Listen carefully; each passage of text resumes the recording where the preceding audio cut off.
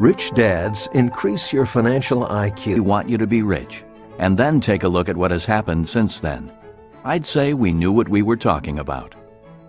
Robert is taking you one step further with Rich Dads Increase Your Financial IQ, and I have every reason to believe he will be as prescient as we were in 2006.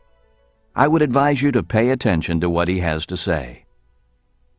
Robert and I have shared concerns, and we have traveled similar paths as teachers and businessmen.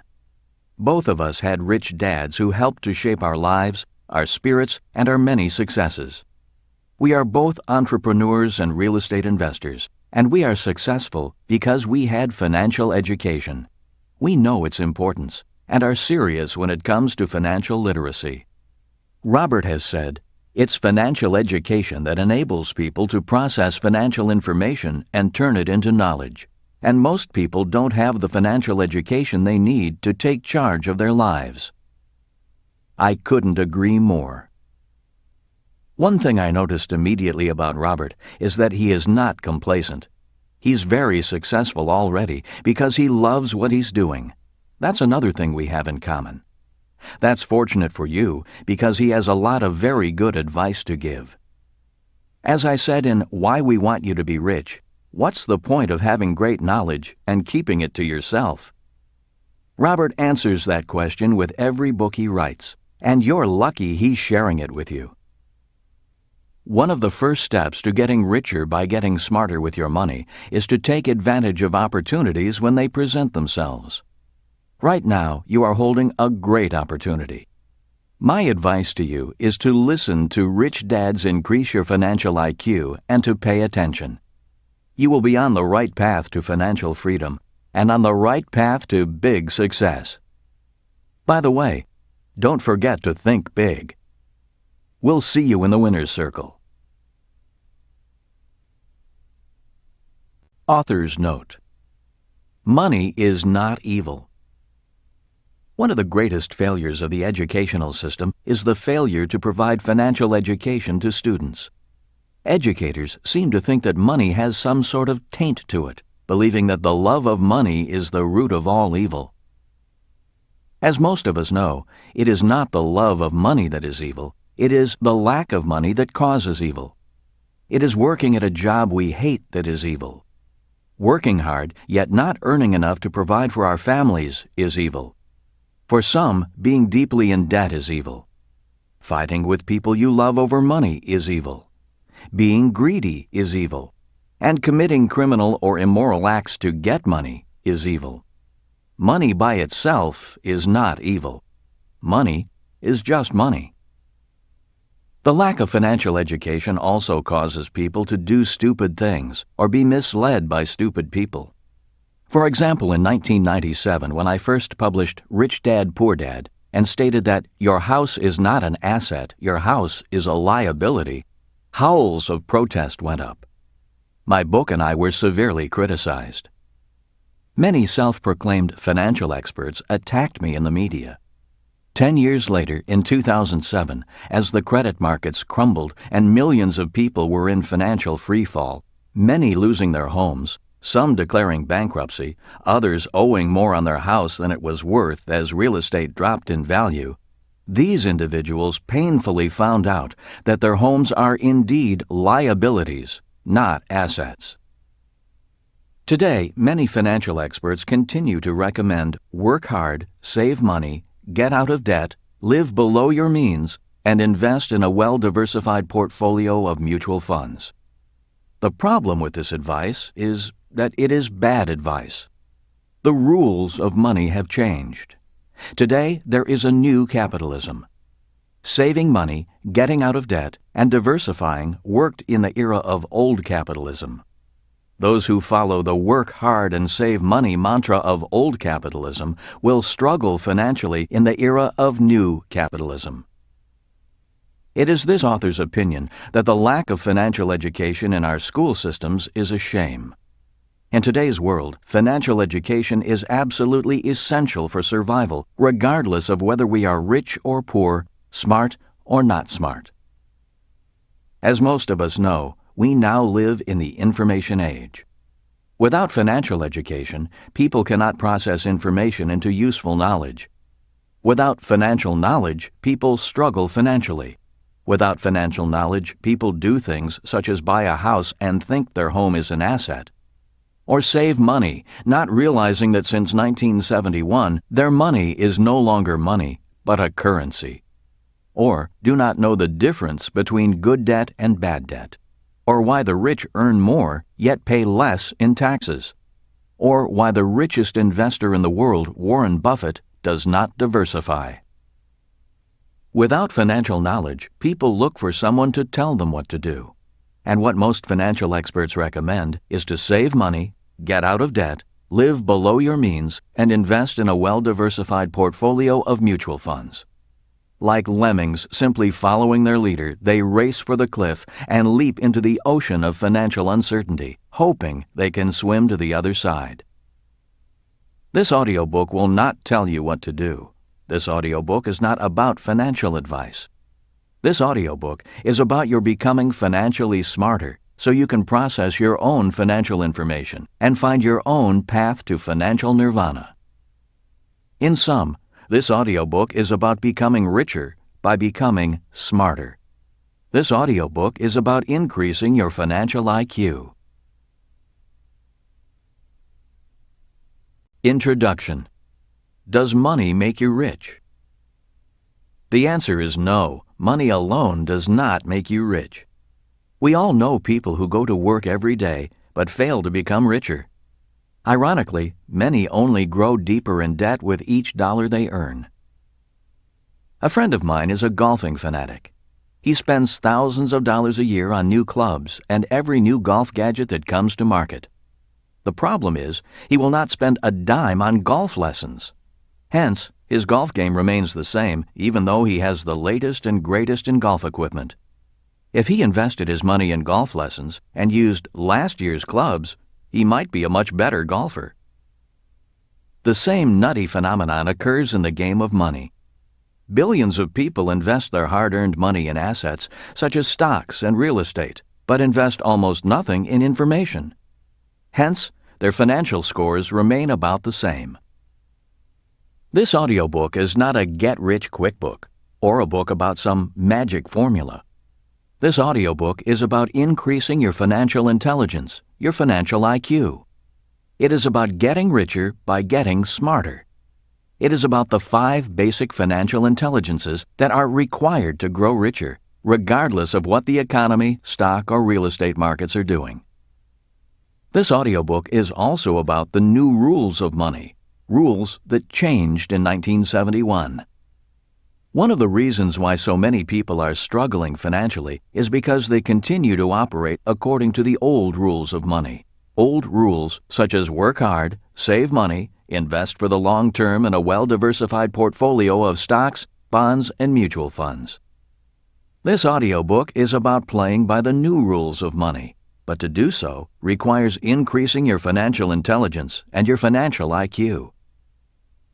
Many people believe that it takes money to make money. This is not true. Ultimately, it is not gold, stocks, real estate, hard work, or money that makes you rich. It is what you know about gold, stocks, real estate, hard work, and money that makes you rich. Ultimately, it is your financial intelligence, your financial IQ that makes you rich. Chapter 1. What is financial intelligence? My poor dad had money problems all his life. No matter how much money he made, his problem was not enough money. Being from the world of academics, he did his best to push his financial problems aside and dedicate his life to a higher cause than money. He did his best to assert that money did not matter, even when it did. He was a great man, a great husband and father, and a brilliant educator, yet it was this thing called money that often called the shots, silently hounded him, and, sadly toward the end, was the measure he used to evaluate his life. As smart as he was, he never solved his money problems. My rich dad, who began to teach me about money at the age of 9, also had money problems. He solved his money problems differently than my poor dad. He acknowledged that money did matter, and he strove to increase his financial intelligence at every chance. To him, that meant tackling his money problems head-on and learning from the process. My rich dad was not nearly as academically smart as my poor dad, but because he increased his financial intelligence, my rich dad's money problem was too much money. Having two dads, one rich and one poor, I learned that rich or poor, we all have money problems. The money problems of the poor are not having enough money, using credit to supplement money shortages, the rising cost of living, paying more in taxes the more they make, fear of emergencies, bad financial advice, not enough retirement money. The money problems of the rich are having too much money, needing to keep it safe and invested, not knowing whether people like them or their money, needing smarter financial advisors, raising spoiled kids, estate and inheritance planning, excessive government taxes. One of my favorite commercials is for a financial services company and starts with the rapper MC Hammer dancing with beautiful women, a Bentley and a Ferrari and an oversized mansion behind him. In the background, high-end specialty goods are being moved into the mansion. MC Hammer's one-hit wonder, "You Can't Touch This," is playing as all this is happening. Then the screen goes black and displays the words, 15 minutes later. The next scene is MC Hammer sitting on a curb in front of the same ridiculous mansion, his head in his hands, next to a sign that reads, "Foreclosed." The announcer says, "Life comes at you fast. We're here to help." The world is full of MC Hammers. We all have heard of lottery winners who win millions and then are deeply in debt a few years later, or the young professional athlete who lives in a mansion while he is playing and then lives under a bridge once his playing days are over, or the young rock star who is a multi-millionaire in his 20s and looking for a job in his 30s. Money alone does not solve your money problems. Hard work does not solve money problems. The world is filled with hard-working people who have no money to show for it, hard-working people who earn money yet grow deeper in debt, needing to work even harder for even more money. Education does not solve money problems. The world is filled with highly educated poor people. A job does not solve money problems. For many people, the letters JOB stand for just over broke. There are millions who earn just enough to survive but cannot afford to live. Many people with jobs cannot afford their own home, adequate health care, education, or even set aside enough money for retirement. What solves money problems? Financial intelligence solves money problems. Some examples of very common money problems are: I don't earn enough money. I'm deeply in debt. I have $10,000. What should I invest in? My child wants to go to college, but we don't have the money. I don't have enough money for retirement. I don't like my job, but I can't afford to quit. I'm retired and I'm running out of money. When I was a young boy, Rich Dad said to me, "Money problems make you smarter if you solve the problem. If you do not solve your money problem, that problem often grows into more problems." If you want to increase your financial intelligence, you need to be a problem solver. Rich Dad used the example of having a toothache to illustrate what he meant by a problem leading to other problems.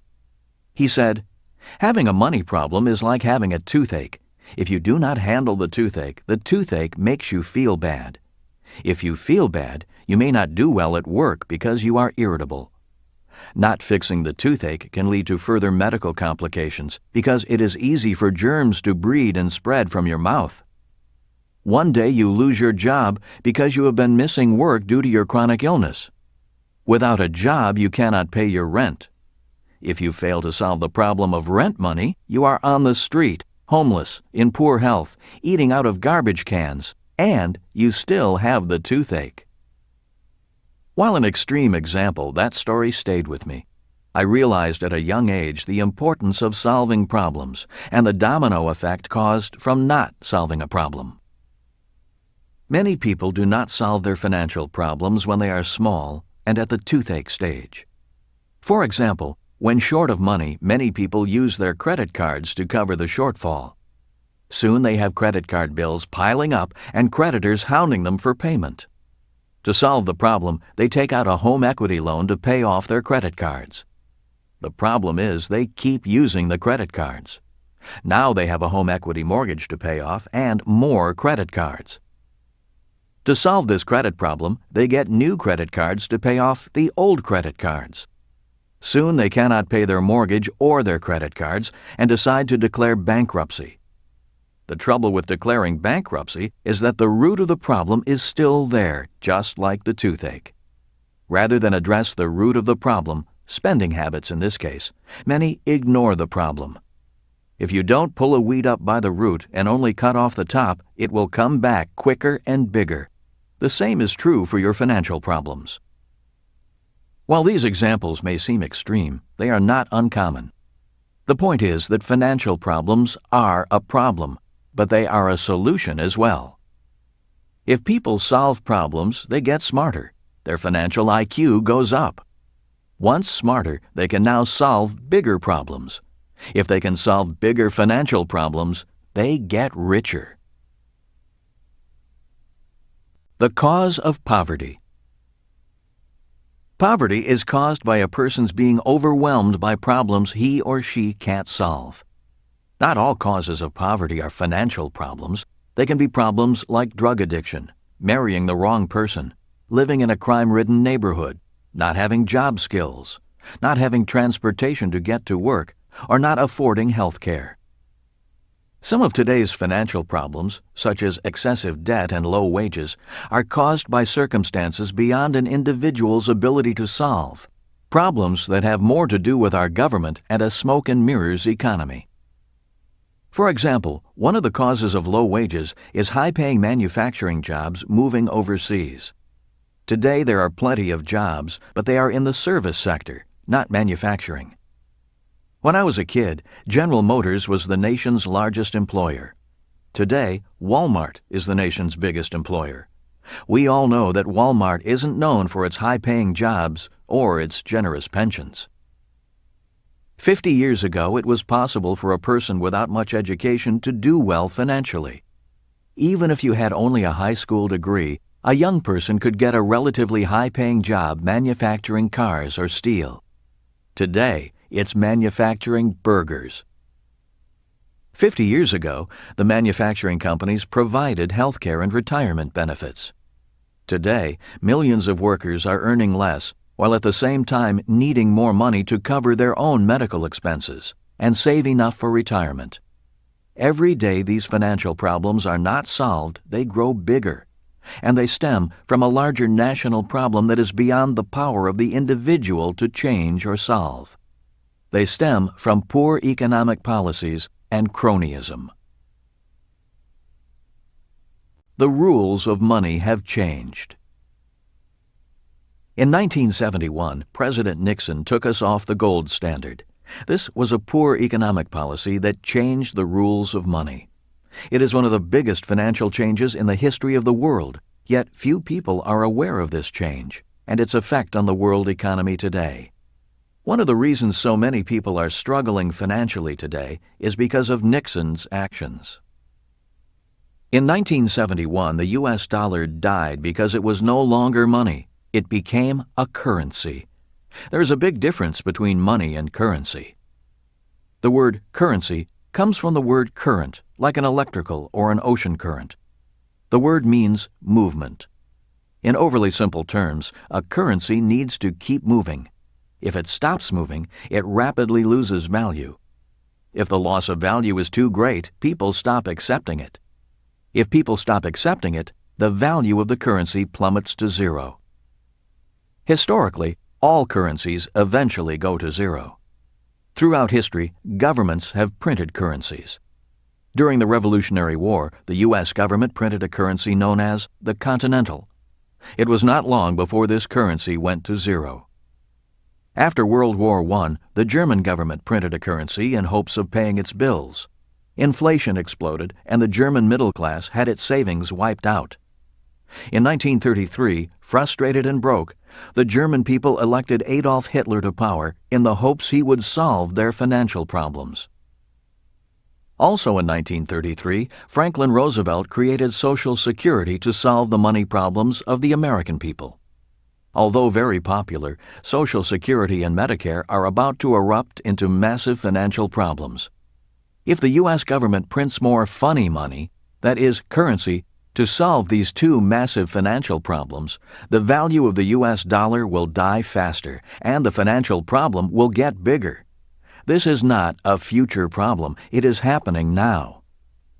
According to a recent report by Bloomberg, the U.S. dollar has lost 13.2% of its purchasing power since George W. Bush took office in January 2001. When the rules of money changed in 1971, savers became losers and debtors became winners. A new form of capitalism emerged. Today, when I hear people saying, "You need to save more money," or "save for retirement," I wonder if the person realizes that the rules of money have changed. Under the old rules of capitalism, it was financially smart to save money. But in the new capitalism, it's financial insanity to save a currency. It makes no sense to park your currency.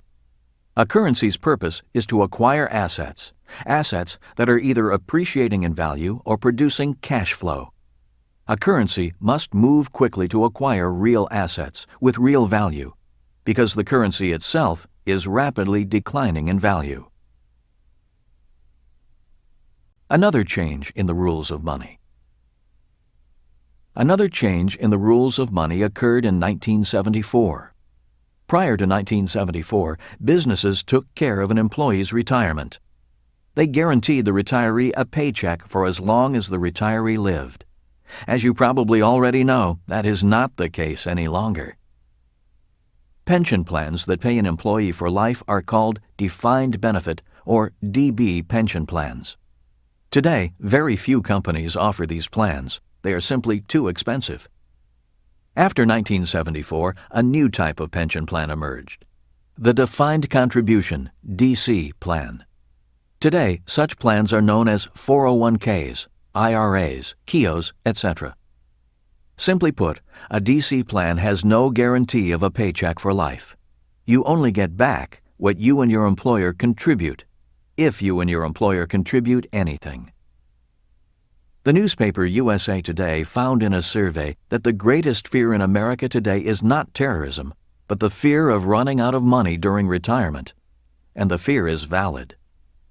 The U.S. education system doesn't equip its citizens with the financial knowledge required to successfully invest for retirement. If schools teach anything about money, they teach kids to pick a few mutual funds and pay bills on time. Hardly enough financial education to handle the financial problems we face.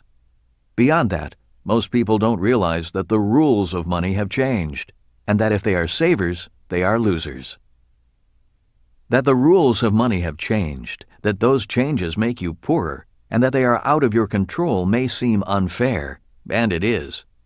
The key to becoming rich is to recognize that the system is unfair, learn the rules, and use them to your advantage. How the poor handle money problems. When it came to describing the poor, Rich Dad said, "The poor see money problems only as problems. Many feel they are victims of money. They think that if they had more money, their money problems would be over." Little do they know that their attitude towards money problems is the problem. Their inability to solve or avoidance of them only prolongs their money problems and makes them bigger. Instead of becoming richer, they become poorer. Instead of increasing their financial IQ, the only thing the poor increase is their financial problems. How the middle class handle money problems. While the poor are the victims of money, the middle class are prisoners of money. In describing the middle class, Rich Dad said, "The middle class solve their money problems differently. Instead of solving the money problem, they think they can outsmart their money problems. The middle class will spend money to go to school so they can get a secure job. Most are smart enough to earn money and put up a firewall, a buffer zone between them and their money problems. They buy a house, climb the corporate ladder, and save for retirement by buying stocks, bonds, and mutual funds. They believe their academic or professional education is enough to insulate them from the cruel, harsh world of money. At the age of 50, said Rich Dad, many middle-aged people discover that they are a prisoner in their own office. Many are valued employees. They have experience. They earn enough money and have enough job security. Yet deep down they know they are trapped financially, and they lack the financial intelligence to escape from their office prison. They look forward to surviving 15 more years, when at age 65 they can retire and then begin to live. On a leaner budget, of course. How the rich handle money problems. When looking at financial intelligence, it becomes easy to see that there are 5 core intelligences an individual must develop to become rich. This audiobook is about those 5 financial intelligences. This audiobook is also about integrity. When most people think of the word integrity, they think of it as an ethical concept. That is not what I mean when I use the word. Integrity is wholeness. According to Webster's, it is the quality or state of being complete or undivided. A person who has mastered the 5 financial intelligences in this audiobook has achieved financial integrity. When the rich have money problems, they use their financial integrity, developed through many years of facing and solving problems, to solve those problems. If the rich don't know the answer to their money problems, they don't walk away and throw in the towel. They seek out experts who can help them solve their problems. In the process, they become financially more intelligent and are that much more equipped to solve the next problem when it comes around. The rich don't quit, they learn, and by learning, they grow richer. In the following chapters, I will go into the 5 financial intelligences people need to develop if they want to increase their financial IQ. Personally, my days are dedicated to increasing the 5 financial intelligences. For me, my financial education never stops. At the start, my process to increase my financial IQ was difficult and clumsy, just like my golf game. There was a lot of failure, a lot of money lost, a lot of frustration, and a lot of personal doubt. At first, my classmates made more money than me. Today, I make much more money than most of my classmates. While I do enjoy the money, I work primarily for the challenge. I love learning. I work because I love the game of money, and I want to be the best I can be at my game. I could have retired a long time ago, but what would I do if I retired? Play golf? Golf is not my game. Golf is what I do for fun. Business, investing, and making money is my game. I love my game. I am passionate about the game. So if I retired, I would lose my passion. And what is life without passion? Do I think everyone should play this game of money? My answer is, like it or not, everyone is already playing the game of money. Rich or poor, we are all involved in the game of money. The difference is some people play harder, know the rules, and use them to their advantage more than others.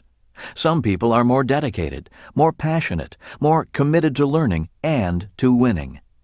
When it comes to the game of money, most people are playing, if they know they are playing at all, not to lose, rather than playing to win.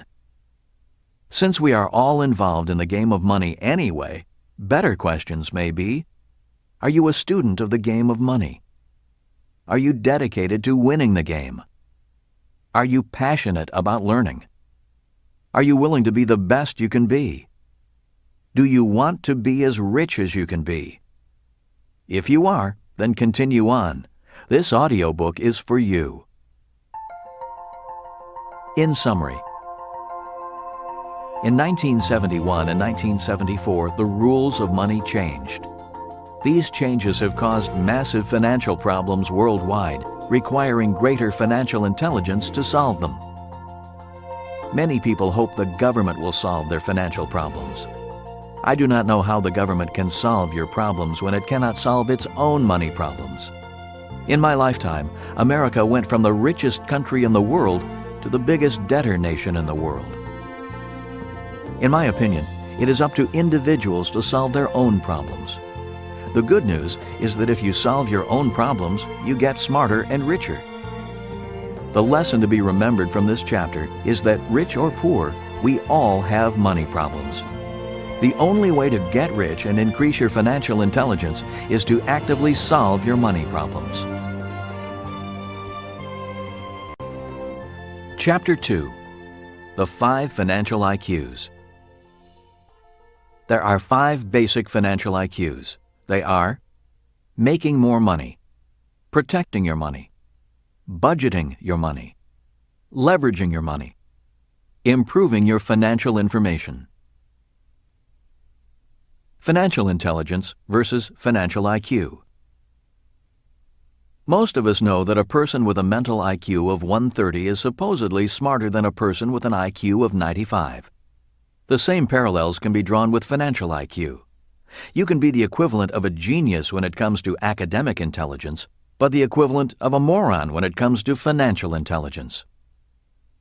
Often I am asked, what is the difference between financial intelligence and financial IQ?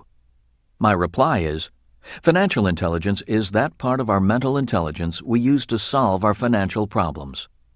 Financial IQ is the measurement of that intelligence.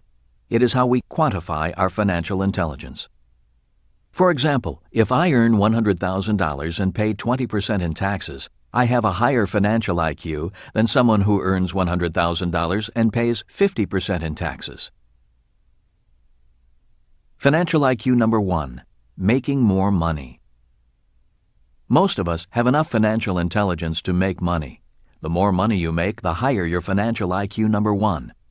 In other words, a person who earns $1 million a year has a measurably higher financial IQ number 1 than a person who earns $30,000 a year.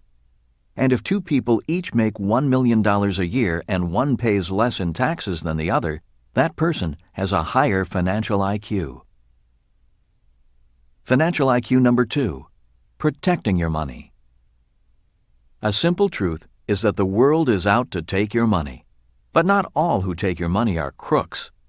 One of the biggest financial predators of our money is taxes. If a person has a low financial IQ, he or she will pay more in taxes. An example of financial IQ is someone who pays 20% in taxes versus someone who pays 35% in taxes. The person who pays less in taxes has a measurably higher financial IQ. Financial IQ number 3. Budgeting your money. Budgeting your money requires a lot of financial intelligence. Many people earn a lot of money but fail to keep much money simply because they budget poorly. For example, a person who earns and spends $70,000 a year has a lower financial IQ than a person who earns $30,000 and is able to live well on $25,000 and invest $5,000. Being able to live well and still invest, no matter how much you make, requires a high level of financial intelligence. Having a surplus is something you have to actively budget for. Financial IQ number 4. Leveraging your money. After a person budgets a surplus, the next financial challenge is to leverage their surplus of money. While savings and a diversified mutual fund portfolio are a form of leverage, there are better ways to leverage your money. If a person is truthful, he or she has to admit it doesn't require much financial intelligence to save money and invest in mutual funds. You can train a monkey to save money and invest in mutual funds. That is why the returns on those investment vehicles are historically low. Financial IQ number 4 is measured in return on investment. For example, a person who earns 50% on his or her money has a higher financial IQ than someone who earns 5%. One more point. Many people think that higher returns on investment require higher degrees of risk. That is not true. Later in this audiobook, I will explain how I achieve exceptional returns and pay very little, if anything, in taxes, all with very low risk. Financial IQ number 5. Improving your financial information. There is a bit of wisdom that goes, you need to learn to walk before you can run. This is true with financial intelligence.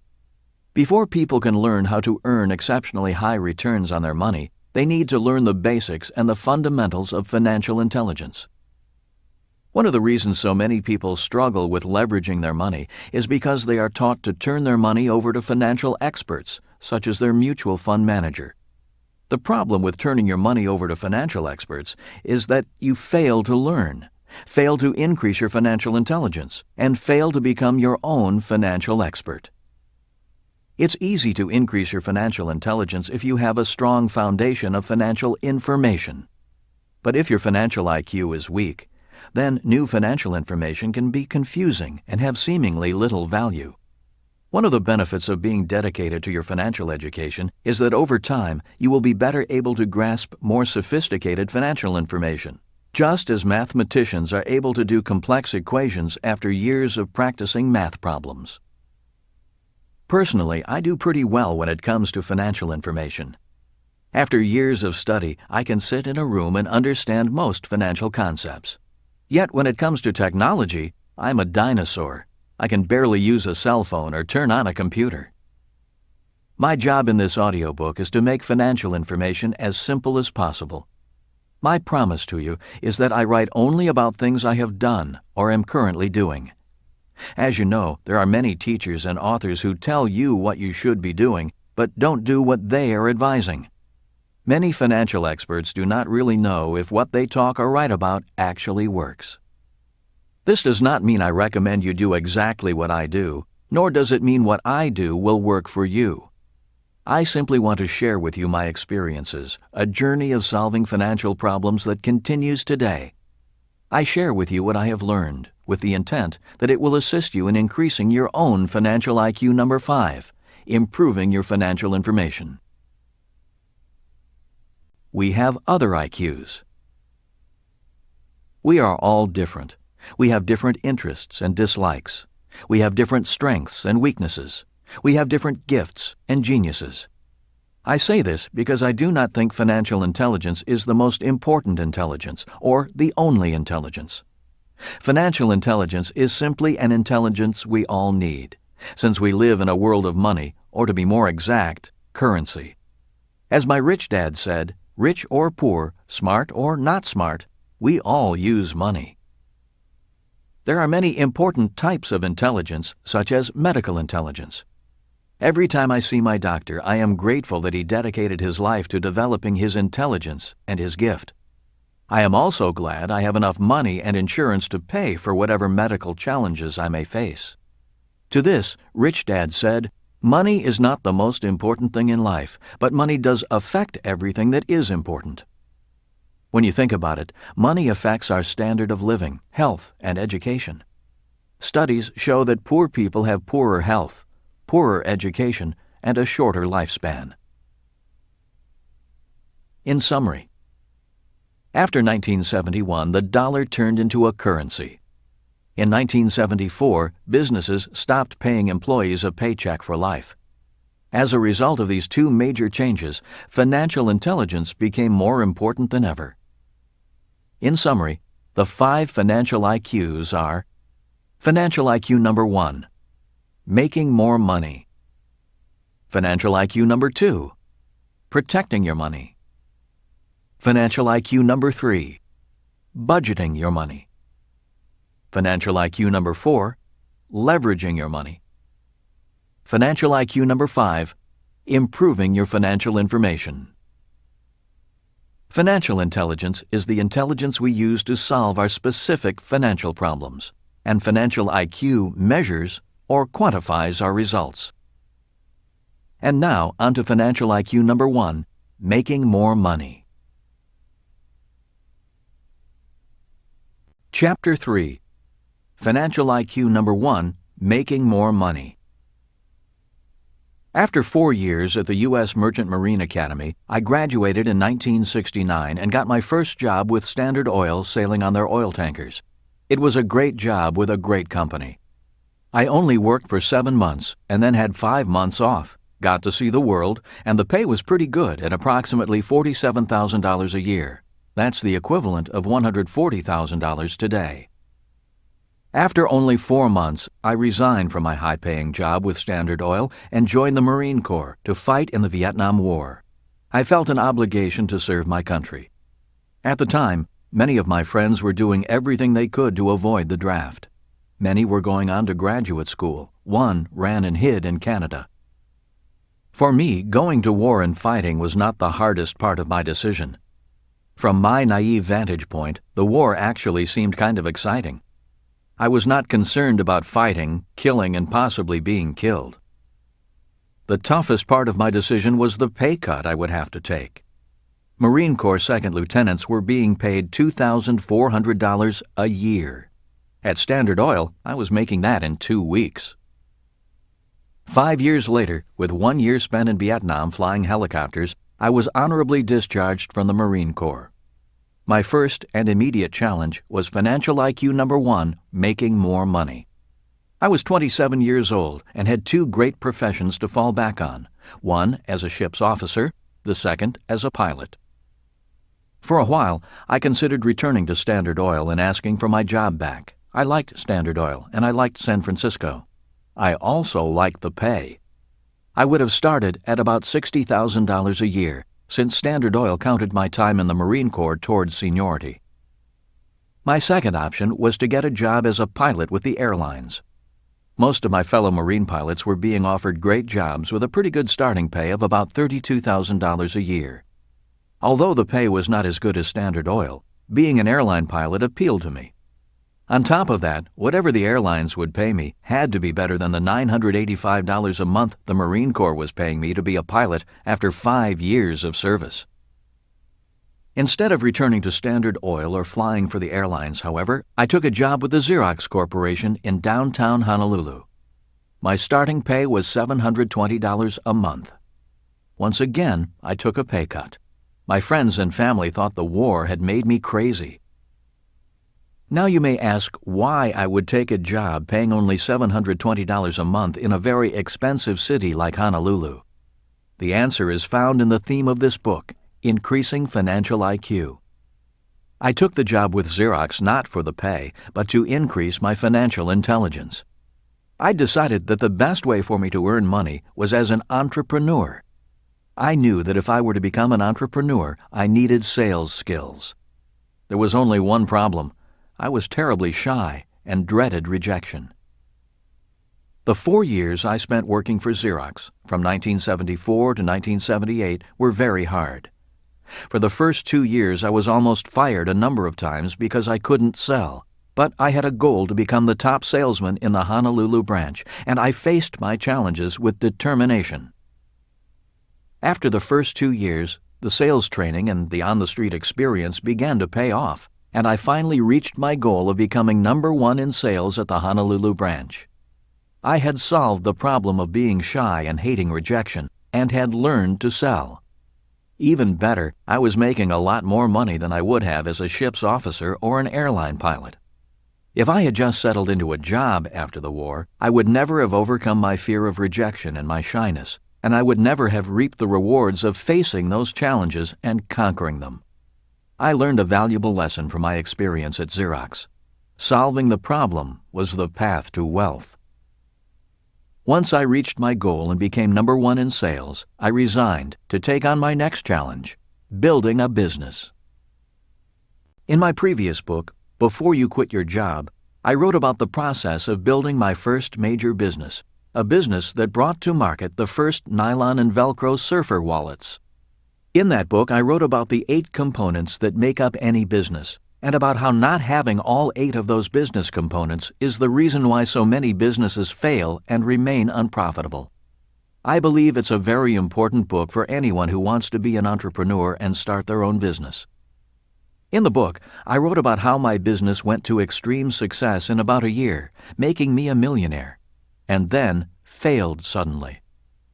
I described the feelings of depression and loss, and a strong desire to run away and hide after the business collapsed. I was deeply in debt and facing the biggest financial problem of my life up to that point. Rich Dad, however, encouraged me to face my problems and rebuild the business instead of running and declaring bankruptcy. He reminded me that solving this messy problem would increase my financial intelligence. It was some of the best advice I've ever received. Rebuilding the wreckage of my business was my business school. The first thing I had to do was put together the 8 parts of my business. The second thing I had to do was redefine my business by finding a competitive niche.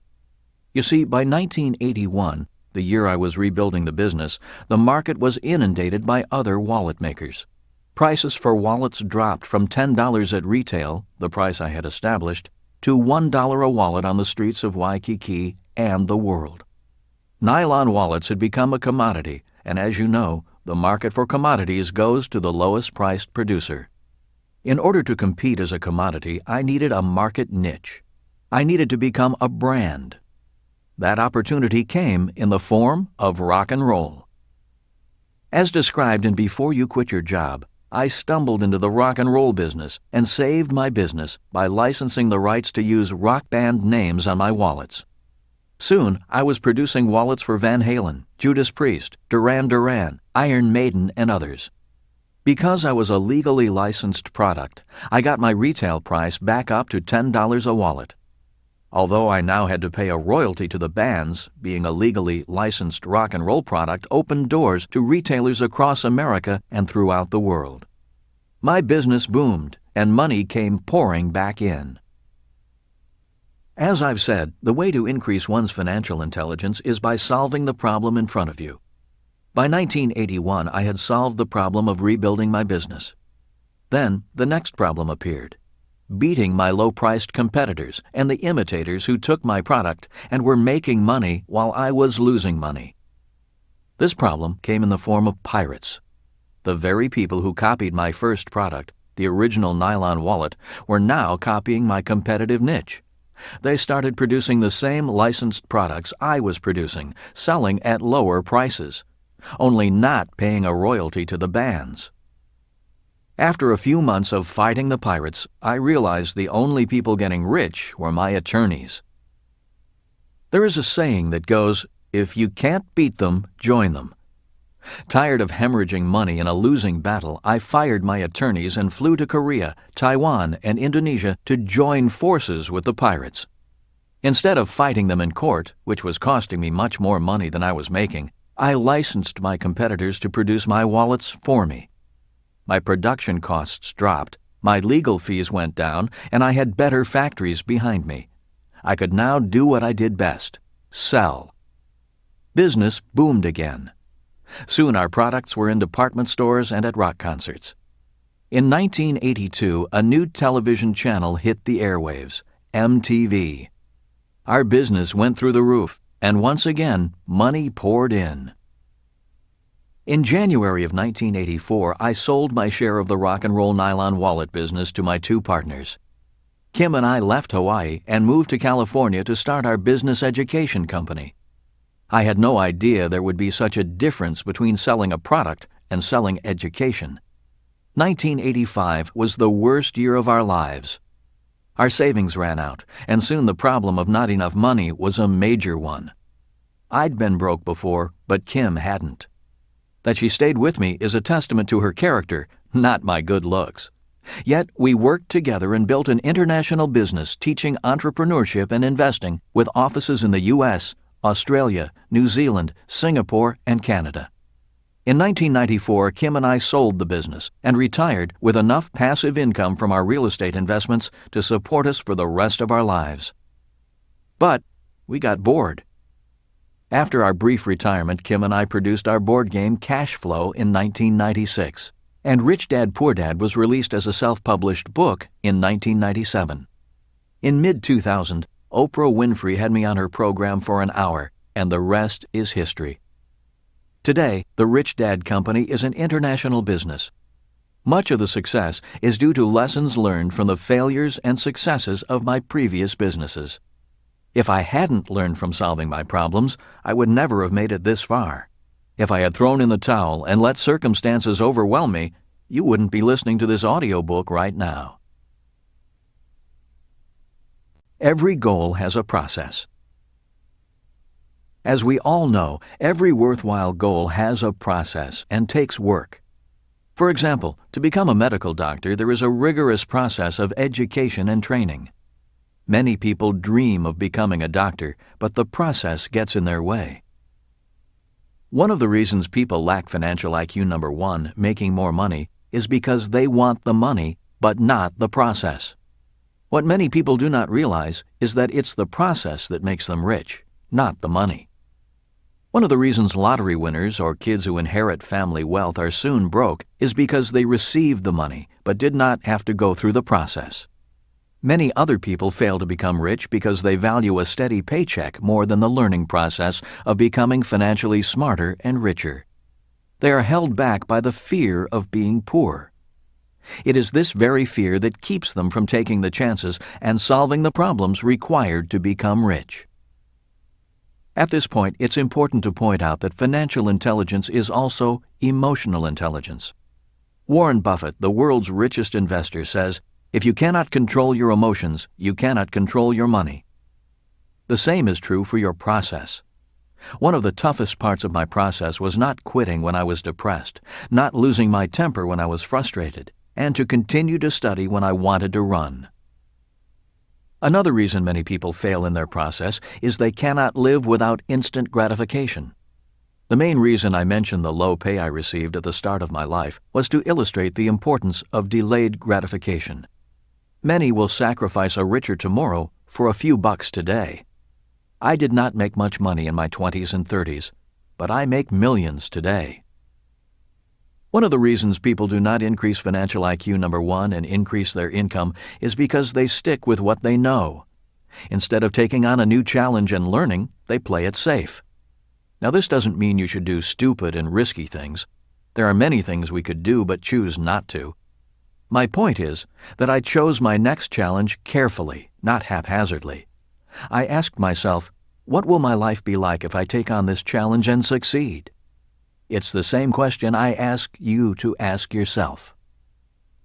Helen Keller, the subject of the great movie The Miracle Worker, once said, "Life is a daring adventure, or nothing." I agree.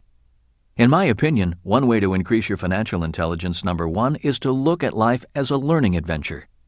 For too many people, life is about playing it safe, doing the right things, and choosing job security over life. Your life does not have to be risky or dangerous. Life is about learning, and learning is about adventure. That is why I didn't go back to sailing ships or flying planes, even though I loved both professions. It was time for a new adventure. Intelligence is not about memorizing old answers and avoiding mistakes, behavior our school system defines as intelligent. True intelligence is about learning to solve problems in order to qualify to solve bigger problems. True intelligence is about the joy of learning rather than the fear of failing. One of the reasons I make more money than my classmates who sailed ships or flew planes is because they worked for paychecks. I, on the other hand, wanted to build assets as an entrepreneur and acquire assets as an investor. In other words, if you look at the 4 types of people in the cash flow quadrant, employees and self-employed workers focus on the income column of their financial statement, and big business owners and investors focus on the asset column. One of the hardest things to get across to an employee or the self-employed worker is that a big business owner or investor doesn't work for money. A big business owner or investor technically works for free. Employees and the self-employed work to be paid, and they must be paid before they work. Working for free, possibly for years, is not in their emotional or professional makeup. As a general rule, they do not work to build or acquire assets. In accounting terms, an employee or self-employed works for earned income, and a big business or investor works for passive or portfolio income. In the next chapter on financial IQ number 2, Protecting Your Money, you will find out why the kind of income a person works for makes a big financial difference. Earned income is the hardest income to protect from financial predators. That is why working for earned income is not the financially smartest thing to do. Many self-employed people do not own a business. They own a job. If self-employed people stop working, their income also stops or declines. By definition, a job is not an asset. Assets put money in your pocket, whether you work or not. Why the rich get richer. One of the reasons the poor and middle class struggle is that they work for money and a steady paycheck. The problem with that is you have to work harder, longer, or charge more to make more money. The problem with physically working harder and longer is that we all have a finite amount of time and energy. One of the reasons why the rich get richer is that every year they work to build or acquire more assets. Adding more assets does not require working harder or longer. In fact, the higher a person's financial IQ, the less he or she works, while acquiring more and better quality assets. You see, assets work for the rich by producing passive income. Every year, Kim and I set goals as to how many new assets we want. We do not set goals to make more money. When Kim first started investing in real estate in 1989, she had a goal of 20 residential properties in 10 years. At the time, it seemed like a major task. She started with a 2-bedroom, 1-bath house in Portland, Oregon. 18 months, not 10 years later, she blew past her goal of 20 properties. After she reached her goal, she sold the units, taking capital gains of over $1 million and upgraded for bigger and better units in Phoenix, Arizona, tax-free. In 2007, her personal goal is to add an additional 500 rental units to her portfolio. She already has over 1,000 units paying her passive income, the least taxed income every month. She makes more money than most men, and she has accomplished all of this as an entrepreneur in the investor quadrant. My focus is to increase my cash flow from business assets and commodities. I invest heavily in oil, gold, and silver companies. As an educational entrepreneur, each time I write a book, I receive income for years in the form of royalties from approximately 50 publishers in different parts of the world. I do not write about this to brag. In fact, I hesitate to disclose our wealth and how we made it. There are people who resent those who make a lot of money. As you will find out in the next chapter on financial predators, it's dangerous to let people know you are rich. One big reason why I risk disclosing what we do and make is because Kim and I are committed to your financial education and increasing your financial IQ. A massive problem with financial education is that most of the people selling or sharing financial education come from the employee and self-employed quadrants. Most are not really rich. Many are journalists who write about money but have little money themselves. Many of these financial experts have retirement plans filled with stocks, bonds, and mutual funds. Many are counting on the stock market for financial survival and will be wiped out if there is a massive market crash during their retirement. Many will struggle if the U.S. dollar continues to decline in purchasing power and inflation takes off. In short, many financial experts handing out financial advice do not know if their retirement plans will work. If they did, many would have retired. Kim and I know our retirement plan works. We know because passive income pours in every month from our assets. We are not putting money in savings, bonds, or mutual funds for the future. If we are wiped out, which is always possible, our real asset will be our financial IQ. We can rebuild again because we focused more on learning rather than earning. We learned to manage our own money rather than turn our money over to a so-called financial expert. People will pay money for you to solve their problems. For example, I will pay money to my doctor to keep me healthy. I pay money to my housekeeper to keep my house tidy. I pay the person who runs a local restaurant for providing great food and a great dining experience. I put money in the offering plate at church to support my spiritual guidance and education. Kim makes a lot of money because she solves a big problem, the problem of quality housing at an affordable price. The more she works to solve that problem, the more money she makes.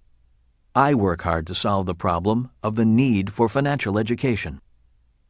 Simply put, there are trillions of ways to make more money because there are trillions, if not infinite, problems to solve. The question is, which problems do you want to solve? The more problems you solve, the richer you will become.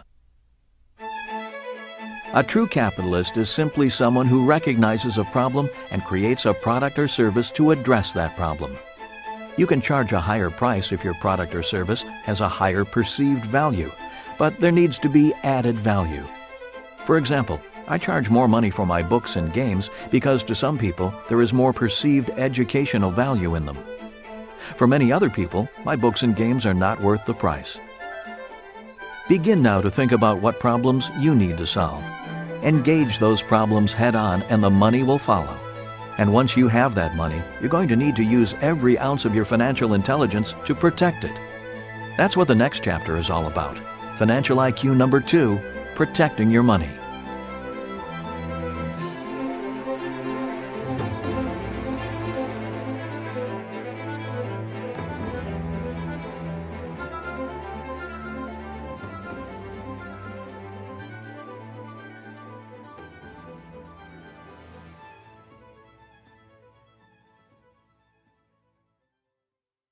Chapter 4. Financial IQ number 2, protecting your money. Protecting your money from financial predators is important. As most of us know, the world is filled with people waiting for the opportunity to help themselves to your money. Many of these people are very smart and powerful. If they are smarter than you or have more power than you, they will get your money. This is why financial IQ number 2 is so important. How do you measure financial IQ number 2? Financial IQ number 2 is measured in percentages. Here's what I mean. The following are 3 examples of 3 different percentages. Number 1. In America, a person who earns $100,000 a year from wages may pay as much as 50% in combined taxes, such as federal, state, and FICA. This person's net after-tax income is $50,000. Number 2.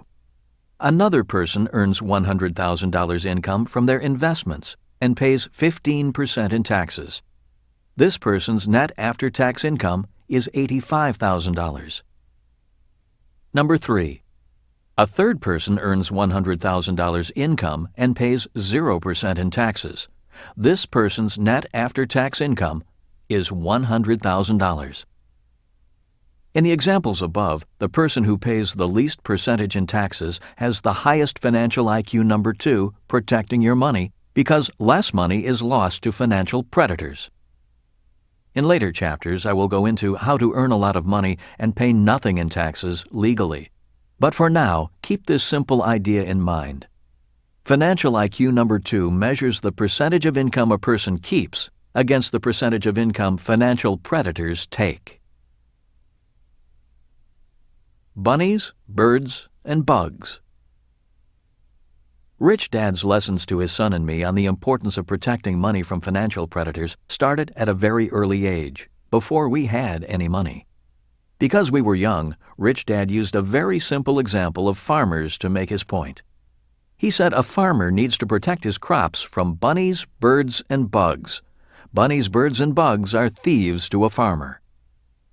Continuing on with his bee theme, Rich Dad's list of real-world financial predators included bureaucrats, bankers, brokers, businesses, barristers, brides, beaux, and brothers-in-law. The first B, bureaucrats.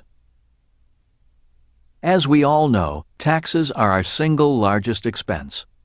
The job of the tax department is to get your money and to turn it over to a government bureaucrat who spends it. This is one reason why financial IQ number 2 is so important. You cannot become rich if all the money you make is taken from you by financial predators. Taxes are important. Before going on, I need to say that I am not against the government or paying taxes. Rich Dad said, taxes are an expense for living in a civilized society. He pointed out to his son and me that taxes pay for schools and teachers, fire and police protection, court systems, the military, roads, airports, and the general operation of the business of government.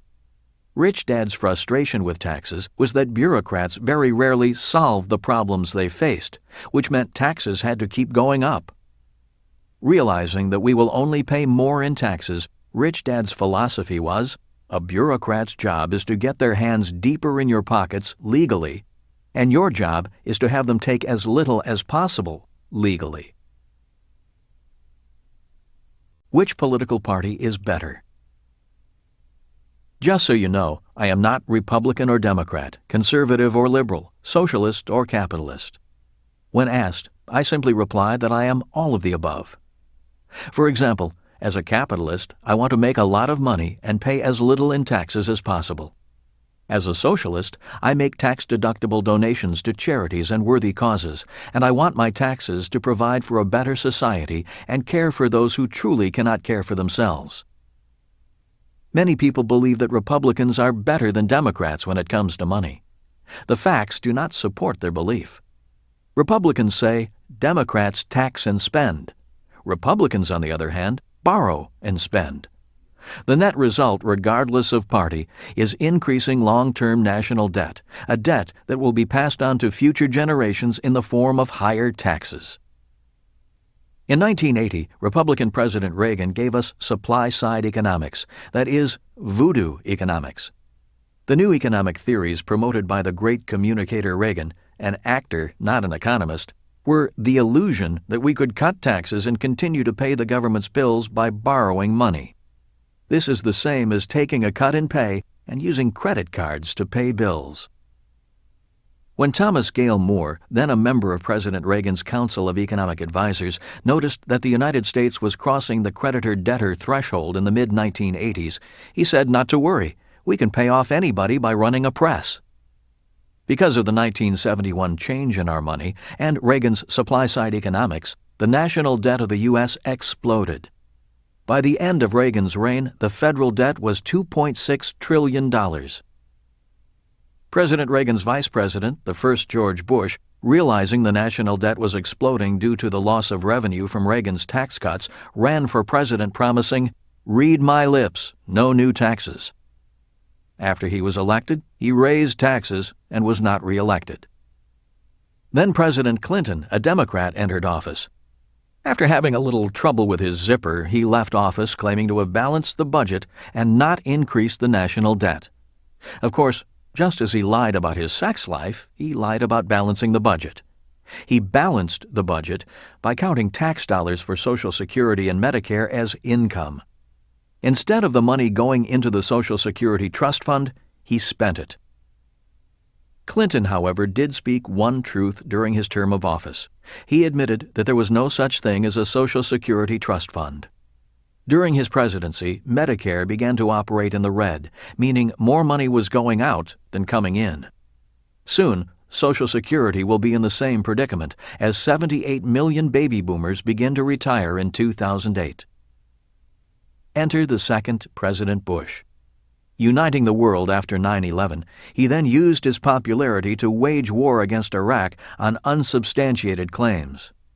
Today, he is one of the most unpopular presidents in history. Not only was the war a disaster, but in order to prevent a disaster in the economy, the Federal Reserve Bank cut interest rates and flooded the world with funny money under his watch.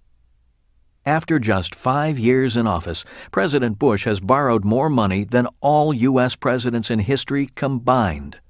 The current subprime crisis is the fruit of his economic policies. All of this is to say, it doesn't matter which party is elected into office. If it's Democrats, they will probably tax and spend. If it's Republicans, they will probably borrow and spend. The net result is the same: greater debt, bigger financial problems, and higher taxes. All funded by taking as much of your money as possible. The second B, bankers. Banks were created to protect your money from bandits. But what if you found out your banker was a bandit? What if you found out that the very people you entrusted with your money were siphoning off more money than you knew about, and doing it legally? While he was New York Attorney General, New York Governor Eliot Spitzer investigated a number of investment banking firms and large mutual fund companies, finding them guilty of several illegal practices. The very people the public entrusted with its money were skimming a little more money than they should have been. The guilty companies were fined a trifling amount compared to the dollar amounts they took. While the paltry size of the fines is disturbing, what is even more disturbing is that these bankers are still in business today. The problem is that Eliot Spitzer's investigation was limited to investment banking firms in New York City. The problem of bankers taking money from innocent customers is a worldwide one. As more businesses stop caring for workers for life, more workers are forced to save for their own retirement. Workers do not have the money to hire professional financial services like businesses do. This is causing the pool of financially naive money to grow like a hot air balloon, making bankers and people who sell financial services to workers grow richer and richer. Today, workers' retirement funds are fueling a global economic boom. Retirement funds are an ocean of money, unprecedented in world history, guarded by bankers, not you. The third B, brokers. Broker is another word for salesperson. In the world of money, there are brokers for stocks, bonds, real estate, mortgages, insurance, businesses, etc. One of the problems today is that most people are getting their financial advice from salespeople, not rich people.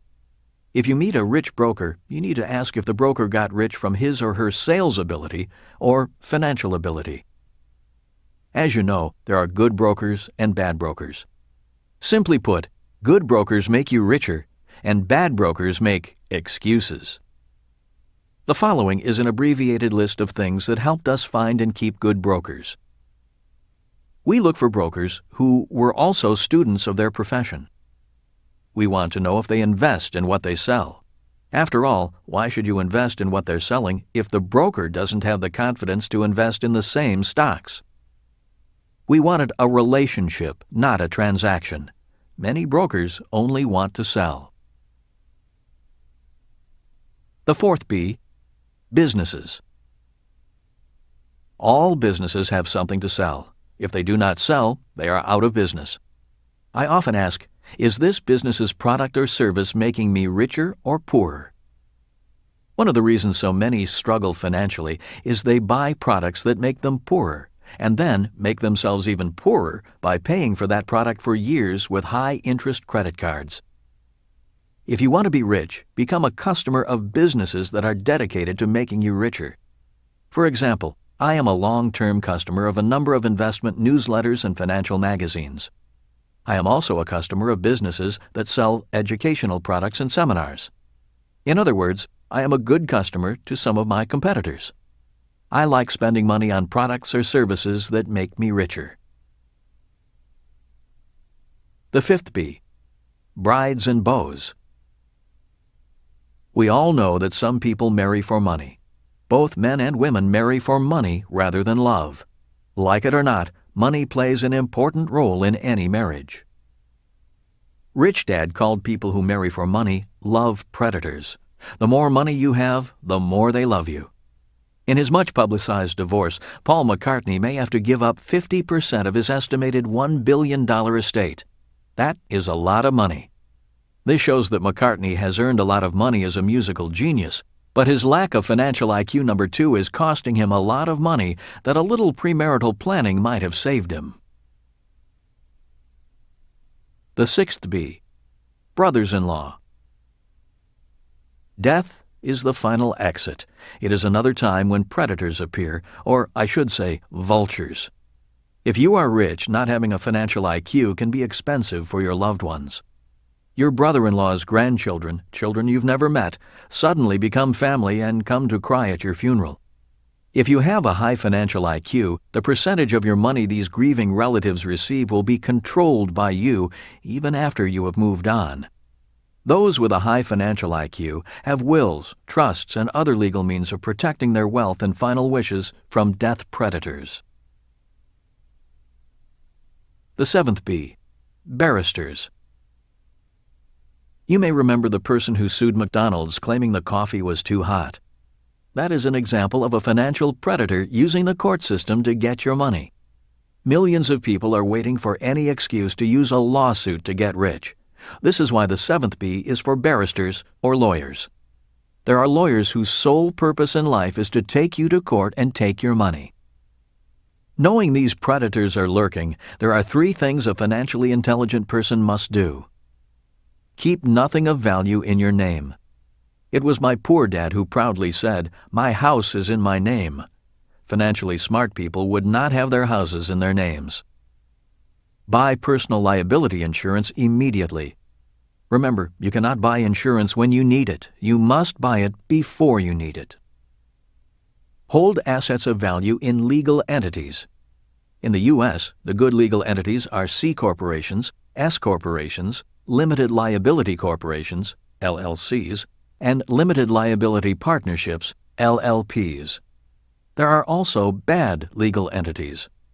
These are sole proprietorships and general partnerships. The rules have changed. As you know, in 1974, workers needed to become investors saving for their retirement. This gave rise to the 401k.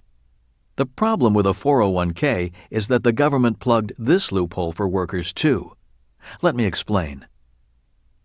When a person works for money, his or her income is taxed as earned income, the most highly taxed income. When a worker withdraws money from his or her 401k plan, that income comes out as, you guessed it, earned income. Guess what interest from savings is taxed at? Once again, earned income. This means a person who works hard, saves money, gets out of debt, and saves for retirement in a 401k plan is working for the most highly taxed income, earned income. This is not financially intelligent. People following these rules demonstrate a low financial intelligence because they give away a large percentage of their income. A financially intelligent person does not want a big paycheck. A financially educated person would rather be paid royalties or dividends because taxes are lower on these types of income. A knowledgeable investor at least knows enough to invest for portfolio or passive income. Personally, I am not trying to change the system. My personal philosophy is that it is easier to change myself than to change the system. In other words, I am not a person who battles the winds that drive windmills. Hence, I am not politically inclined. I don't believe politics or politicians are effective against those who run the world of money. It seems that most politicians, in order to be elected, need to be pawns of the very people who control the world's money. Most financial advisors are employees of these world bankers. I simply want to know the rules and play by the rules. This does not mean I believe the rules are fair or equitable. They aren't. The rules of money are what they are, and they change regularly. Besides, this new world of money, even though unfair, has done a lot of good. It has brought tremendous wealth and new products to the world, raising the standards of living everywhere. Quality of life for billions of people is improving. Money has done a lot of good. Unfortunately, these changes have come at great expense to many countries, our environment, and many people. Many have become very rich taking advantage of the financially naive. Many have become rich by taking the wealth of others. This is why financial IQ number 2, protecting your money, is a very important financial intelligence. Ignorance is bliss, and that's what the financial predators are banking on, your ignorance making them blissfully rich. Chapter 5.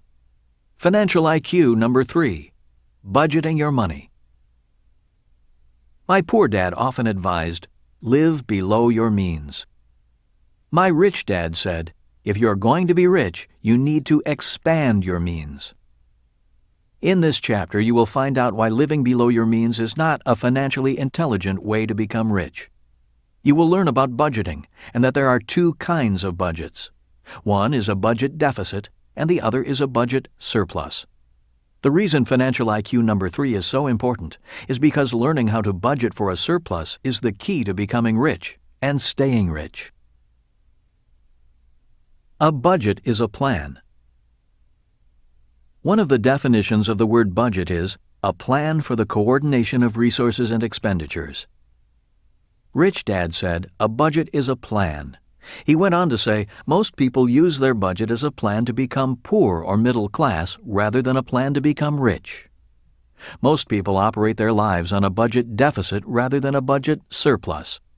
If you want to be rich, choose a budget surplus and create one by increasing income, not reducing expenses. A budget deficit. I have a friend in Atlanta who makes a lot of money. He has to make a lot of money. If he stops making a lot of money, his money problems will eat him alive. He has chosen to create a budget deficit. Every time Dan makes more money, he either buys a bigger house, a newer car, or takes an expensive vacation with the kids. He has another bad habit. Every 10 years or so, he marries a younger woman and has a new child. Dan grows older, but his wives are always about the same age, 25. Dan is an expert at taking a lot of money and making his money problems worse through deficits. A budget surplus. The second financial choice is to plan for a budget surplus. After making money, financial IQ number 1, and protecting your money, financial IQ number 2, learning how to budget for a surplus is essential for achieving financial integrity. The following are a number of lessons I have learned from my rich dad and other wealthy people about budgeting for a budget surplus. Budget tip number 1. A budget surplus is an expense. This is one of the best financial lessons my rich dad passed on to his son and me. Pointing to the financial statement, he said, "You have to make a surplus an expense." In Rich Dad, Poor Dad, I wrote about the importance of paying yourself first. Most people know they should save, tithe, and invest. The problem is, after paying their expenses, most people don't have any money left to do so. In other words, most of the middle class's financial priorities are: priority number 1, get a high-paying job. Priority number 2, make the mortgage and car payments. Priority number 3, pay bills on time. Priority number 4, save, tithe, and invest. In other words, paying themselves first is their last priority. In order to create a budget surplus, a surplus must be a priority. The best way to make a surplus a priority is to reprioritize your spending habits. Make saving, tithing, and investing at least priority number 2, and list them as an expense on your financial statement. I know most of you can agree with the logic of what I am saying and agree that people need to make saving, tithing, and investing a higher priority. I also know this is easier said than done, so let me tell you how Kim and I handled this problem. Soon after we were married, we had the same financial problems many newlyweds have. We had more expenses than income. To solve this problem, we hired Betty the bookkeeper. Betty was instructed to take 30% of all income off the top as an expense and put that money in the asset column. Using simple numbers as an example, if we had $1,000 in income and $1,500 in expenses, Betty was to take 30% of the $1,000 and put that money in the asset column. With the remaining $700, she was to pay the $1,500 in expenses. Betty nearly died. She thought we were nuts. She said, "You can't do that. You have bills to pay." She almost quit. You see, Betty was a great bookkeeper, but she budgeted like a poor person.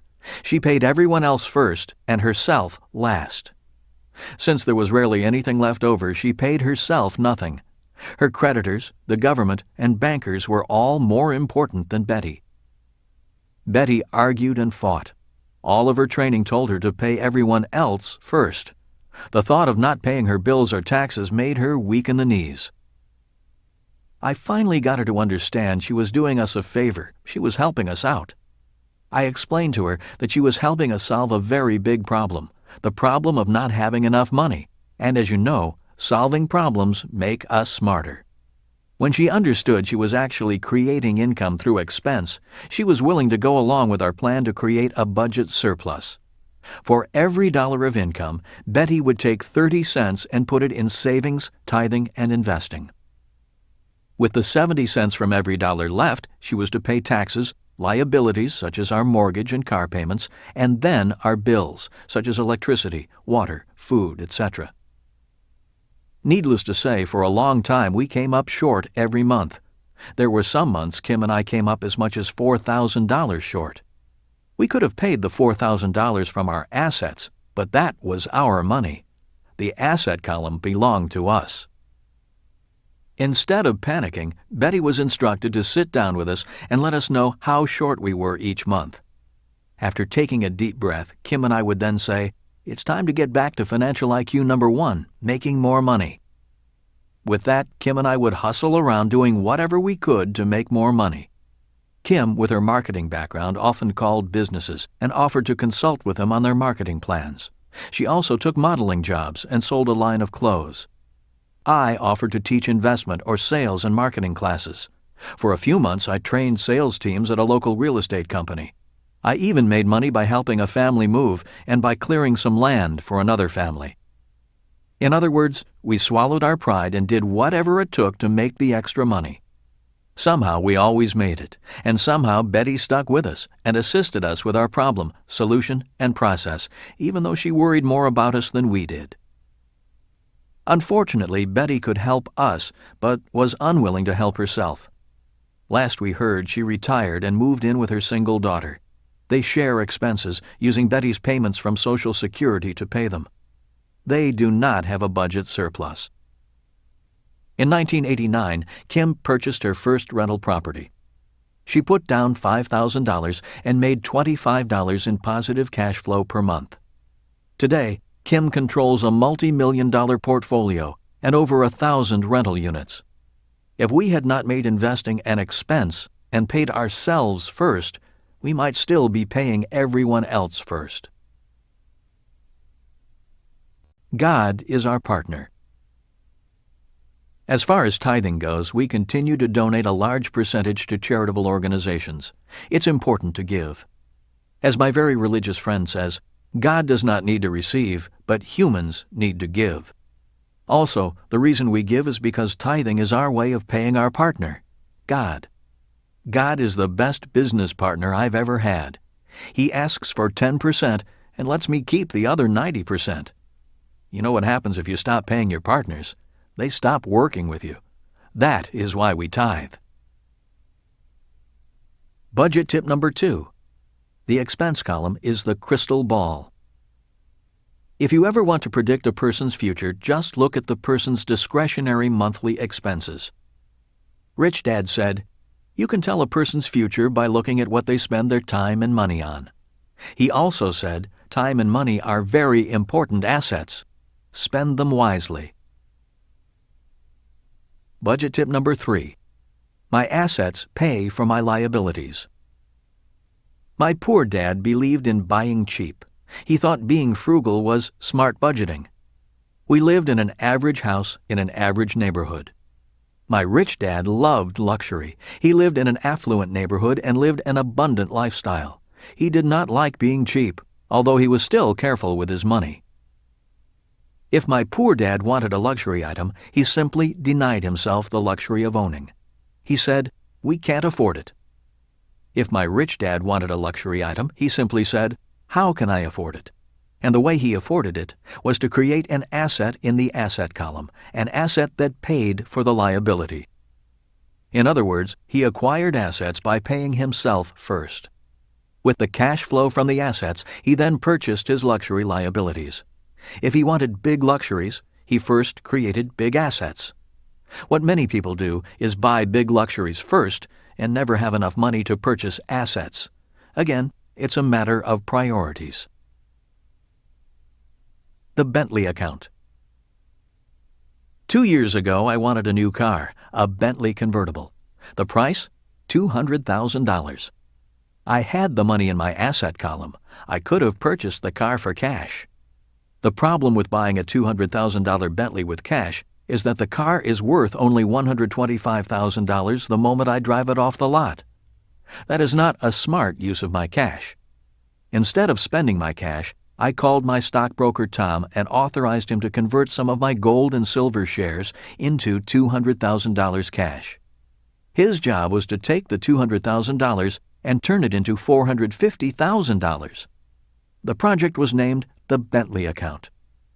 It took Tom about 8 months, but he finally called and said, "You can buy your Bentley." I then wrote a check and paid for the Bentley with the cash that had been created by my assets. The reason I needed the account traded up to $450,000 is because the extra $50,000 was to offset the taxes on the capital gains and the commission that Tom made. At the end of the day, I had my Bentley, and I still had the original $200,000. If I had just paid cash for the Bentley without trading the account, I would have lost my $200,000 in cash assets, and I would have lost an additional $75,000 due to the instant depreciation when I drove the car off the lot. In the chapter on Financial IQ number 2, Protecting Your Money, I wrote about how good brokers can make you rich and bad brokers make excuses.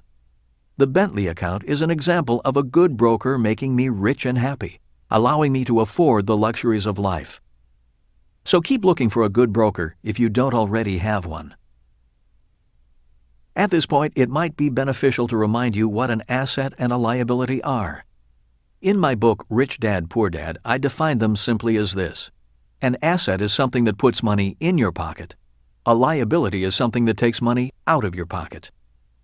There's nothing wrong with enjoying liabilities as long as you continue to pay yourself first and purchase them through the income generated by your assets. In the previous example, I used my assets to purchase my liability, and at the end of the day, I still had my asset and my Bentley. Budget tip number 4, spend to get rich. When the going gets tough, most people cut back rather than spend. This is one reason why so many people fail to acquire and maintain wealth. For example, in the world of business, when a company's sales begin to drop, one of the first things the accountants do is cut back on spending. And one of the first things they cut back on is spending on advertising and promotion. With less advertising and promotion, sales drop, and the problem gets worse. One sign of high financial intelligence is knowing when to spend and when to cut back. When Kim and I realized we were in trouble, instead of allowing our bookkeeper Betty to cut back and pay bills first, we went into full-scale sales, marketing, and promotion. We spent time, money, and energy increasing our income. The lesson my rich dad taught me about financial intelligence is really about being resourceful. He taught his son and me to be resourceful and turn problems into opportunities. He said, "When I was a kid, I was poor. I am rich today because I saw being poor as an opportunity, a very important resource God gave me to use to become rich." Financial IQ number 3, Budgeting Your Money, like Financial IQ number 2, Protecting Your Money, is measured in percentages, the percentage of income that reaches your asset column. And the stock market plunged nearly 400 points. The Federal Reserve and central banks around the world began injecting billions in cash into the economy to make sure the panic did not spread. The market was still nervous the next day. As I was getting ready for the day, a newscaster on a morning television program was interviewing 3 financial planners and getting their opinions. Their unanimous advice was, "Don't panic, stay the course." When asked for further advice, all 3 said, "Save money, get out of debt, and invest for the long term in a well-diversified portfolio of mutual funds." As I finished shaving, I wondered if these financial experts had all gone to the same school for parrots. Finally, one advisor took a moment to say something different. She began by condemning the real estate market for causing the mess in the stock market, blaming greedy investors, unscrupulous real estate agents, and predatory mortgage lenders for causing the subprime mortgage mess, which led to the crash in the stock market. This advisor said, "I told my clients that real estate was risky, and my advice has not changed. Real estate is a risky investment, and investors should invest for the long term in blue-chip stocks and mutual funds."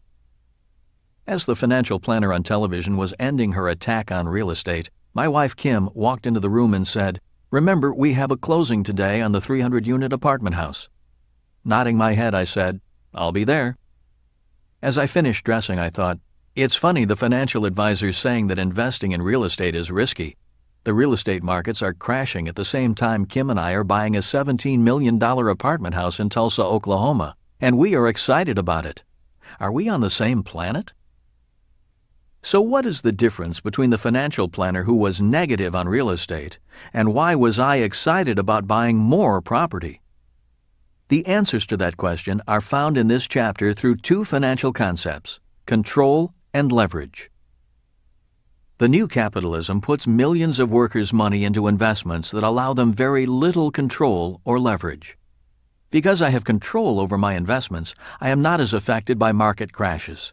Because I have control, I am confident about using a lot more leverage. So what is leverage? In very simple terms, the definition of leverage is doing more with less. A person who puts money in the bank, for example, has no leverage. It's the person's money. $1 in savings has a leverage factor of 1 to 1. The saver puts up all the money. For my investment in the 300-unit apartment house, my banker put up 80% of the $17 million real estate investment. By using my banker's money, my leverage is 1 to 4. For every dollar I invest in the deal, the bank lends me $4. So why did the financial planner on TV say that real estate was such a risky investment? Once again, the answer is control. If an investor lacks the financial intelligence to control the investment, the use of leverage is very risky. Since most financial planners put people into investments where they have no control, they should not use leverage. Using leverage to invest in something you do not control would be like buying a car without a steering wheel and then stomping on the gas pedal. Most of the people being hurt by the real estate meltdown are people who were counting on the real estate market to keep going up and increasing their home's value. Many people borrowed money against their inflated home value. Now their home may be worth less than what they owe. They have no control over the investment and are at the mercy of the market. The value of my $17 million apartment house is not based upon the price of the building. While price is important, I'm not counting on the price of the building going up due to some magical, unseen market condition. That is why the booms and busts of the markets do not concern me that much. The value of my apartment house is based upon the rent my tenants pay. In other words, the true value of the property is the value my tenants think the property is worth. If a renter thinks the apartment is a good value at $500 a month, that is the property's value. If I can increase the perceived value of my property to my tenants, I, not the market, have increased the value of the property. If I increase rents without an increase in perceived value, the tenant moves to the community down the street. The value of rental real estate, in this case my apartment houses, is dependent on jobs, salaries, demographics, local industry, and supply and demand of affordable housing.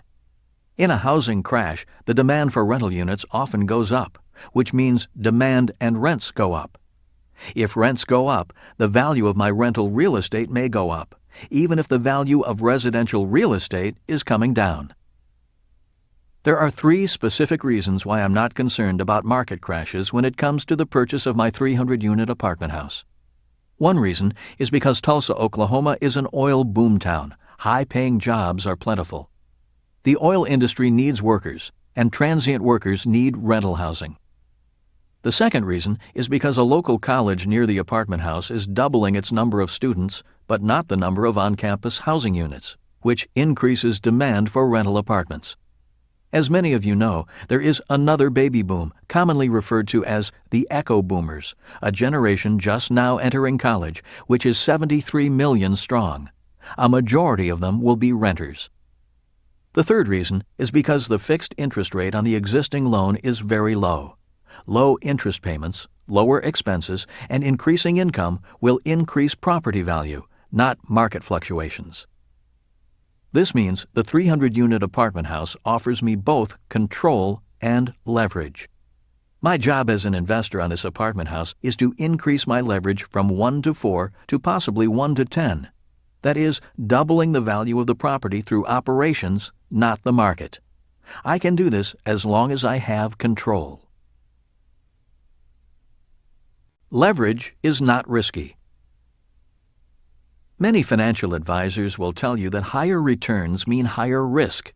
In other words, leverage is risky. That is absolutely false. Leverage is only risky when people invest in assets that they have no control over. If a person has control, leverage can be applied with very little risk. The reason most financial advisors say that higher returns means higher risk is simply because they sell only investments that allow very little control. As mentioned above, my $17 million apartment house in Tulsa is a good investment to use leverage with because I have control over the operations, and the operations, that is, income collected through rents, determine the value of the investment. A house is not a good investment, and leverage is risky with a house because you do not control the value of the house. The value of a house is based on the market and the purchasing power of the currency it was purchased with. These things are out of your control. What is control? The major flaw in paper assets, such as savings, stocks, bonds, mutual funds, and index funds, is the lack of control. And because you have no control, it is difficult and risky to apply leverage. Because these paper assets offer very little control, it is difficult to get a bank to lend you any money to invest in these assets. Financial intelligence is the key to control. Financial intelligence is the key to control. Financial intelligence increases control, and financial IQ measures the financial returns of financial intelligence. Take the 300-unit Tulsa apartment house as an example. Number 1, the income column. The first step after acquiring the property is to increase the rent. The property is already profitable and cash flows with existing rents. In other words, I am already making money from day one. Even so, the objective or business plan is to raise the rent per unit to an additional $100 a month over the next 3 years by the following means. Raising the existing rents that are under market. Installing washers and dryers in all the units and charging extra for rent. Completing improvements to the property like landscaping and new paint. All of these can be completed by using the bank's money, not mine. When we provided the bank our business plan, these improvements were part of it and were factored into the total loan amount. Multiplying 300 units by $100 over 3 years, this increases the entire project's monthly income by $30,000 a month, or an additional $360,000 a year. This increase in income is an example of control and leverage. If the plan works, 3 years from now, my financial IQ number 4, leverage, will be infinite because the increase in income will be achieved by no additional capital from investors, just good knowledge of how to manage the asset, control, to higher and higher profitability. The increase in financial IQ is infinite because the increase in income will be achieved by using investor control and the bank's money. Number 2, the expense column. The next controllable objective is to lower expenses. This is done in different ways. One specific example is by reducing labor costs through reduced administrative costs. Since we own other properties, many costs can be brought back to the main company. These are sometimes called back office expenses. They are the cost of accountants, bookkeepers, attorneys, and administrative staff. Other expenses that can come down are insurance, property taxes, water consumption, maintenance, and landscaping through better cost management and economy of scale. Also, expenses can be reduced and income can go up by keeping turnover low, the time it takes to re-rent an apartment. For example, the moment a tenant informs the management company that he or she is leaving, an ad is run advertising the apartment's availability. Once vacated, the cleaning crew comes in that day and the apartment is ready to show to a potential new tenant that night. And in many cases, an apartment is rented before the existing tenant even moves out. Obviously, many incompetent investors fail to reduce expenses and actually increase them, making the property a bad investment. Often they fail to manage the quality of tenants and the attractiveness of the property because they are trying to save money. In most cases, the property goes down in value. It's these poorly run properties that we like to buy because we can turn them into good investments through good property management. In other words, we make good money from bad investors. Property management is a key control. As you know, property management is one of the keys to profitability of real estate. Property management is a key control. Like most investors, I hate property management. That is why I have Ken McElroy, author of the ABCs of Real Estate Investing, as a partner. His company is absolutely the best. If you would like more information on property management or how to increase the value of real estate through property management, the Rich Dad Company offers several books and audio products created by my friend and investment partner Ken, who whose company is a leading property management company in the southwestern United States. One of the reasons why I stay clear of most stocks and mutual funds is because I have no control over expenses, especially management salaries, bonuses, and fees. It makes me sick to read about a greedy CEO's increase in pay even as shareholder value drops. Number 3. The liability column. My 300-unit apartment house had an existing mortgage interest rate of just 4.95%. The low interest rate increases the asset value of the entire property. By adding a second mortgage at 6.5%, we created a blended rate of about 5.5%. 4.9% plus 6.5% equals 5.5%. This low interest rate is an important control and leverage. A percentage point on millions of dollars has a great impact on net income. For example, a 1% savings on a $10 million mortgage is $100,000 in extra income annually. Number 4. The asset column. By increasing rents, reducing expenses, and reducing debt, or interest on debt, the asset value of the property increases. Before going on into higher forms of leverage and control, I believe it is important to recap and review the points covered so far before getting more complex. These are the 7 points. Point number 1. There are many types of leverage.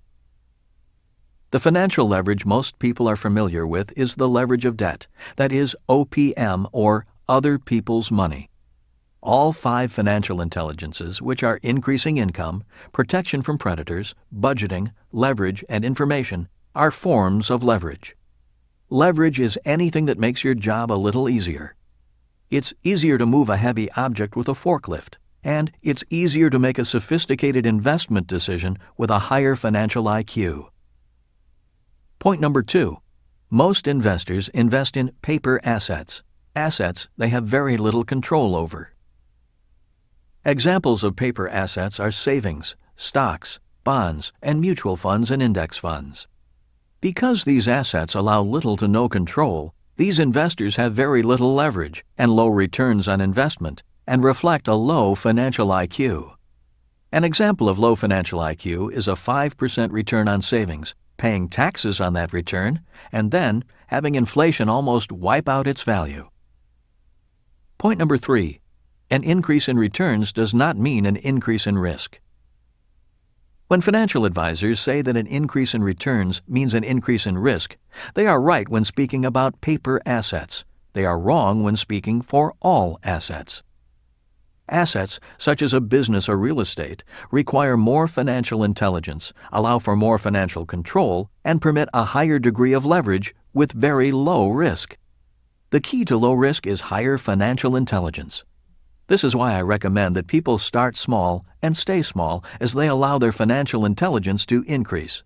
With an increase in financial intelligence, their returns on their investments increase. Point number 4. Most financial advisors are not investors. Financial advisors are simply salespeople. Most financial advisors, even many real estate brokers, invest only in paper assets if they invest at all. Most have very little leverage professionally and financially. In many cases, their professional and financial leverage ratios are 1-to-1. A 1-to-1 professional ratio means they get paid for their work and only their work. A day's pay for a day's work. As a business owner, I have thousands of people working to assist me. As an investor, like in the example of the Tulsa apartment house, I have 300 tenants helping me pay for my investment, the bank lending me $4 for every one of my dollars, and the tax department giving me tax breaks on my income. These are examples of different types of leverage. Point number 5. Financial education increases financial intelligence. Most people invest in paper assets, such as savings, stocks, bonds, and mutual and index funds, because they do not need or want control. All they want is to turn their money over to an investment advisor who hopefully does a good job, out of sight, out of mind. If people want more control, the first thing they need to control is their financial education, which increases their financial intelligence, and hopefully increases their financial controls and leverage ratios. Point number 6. Leverage can work in two ways. Leverage can make you rich, and leverage can make you poor. This is why leverage requires financial intelligence and financial controls. With stocks, a trader can use the leverage of options. If a trader thinks the market is going up, they may use a call option, which is the right to purchase a stock at a certain price within a certain time. If the trader thinks the market is going down, they may use a put option or short the stock. In other words, a trader has the potential to make money if the stock price is going up or going down. The problem, however, is that the trader has no control over the asset, just control over the terms of their trade. Learning to trade a market, even in real estate, is an important part of an investor's financial education. Real estate investors also use options. In real estate, a call option is known as a down payment. Since most of my investment in real estate is based upon rental prices and operating costs of a property, up and down markets in real estate do not affect me as much. While I do occasionally flip a property, especially if someone is willing to pay me a ridiculous price for it, as a practice, I would rather buy a property and collect rent and other income for a long time. Then I look for another property to buy and hold. Point number 7. When most financial advisors recommend diversification, they are not really diversifying. There are two reasons why the diversification they recommend is not diversification. The first reason is that financial advisors invest in only one category of asset, paper assets. As the market crash of August 9 and 10, 2007 revealed, diversification did not protect paper asset values. The second reason is that a mutual fund is already a diversified investment. It is a hodgepodge of good and bad stocks. Professional investors don't diversify. As Warren Buffett says, diversification is a protection against ignorance. Diversification is not required if a person knows what they are doing. Instead of diversifying, professional investors do two things. One is to focus only on great investments.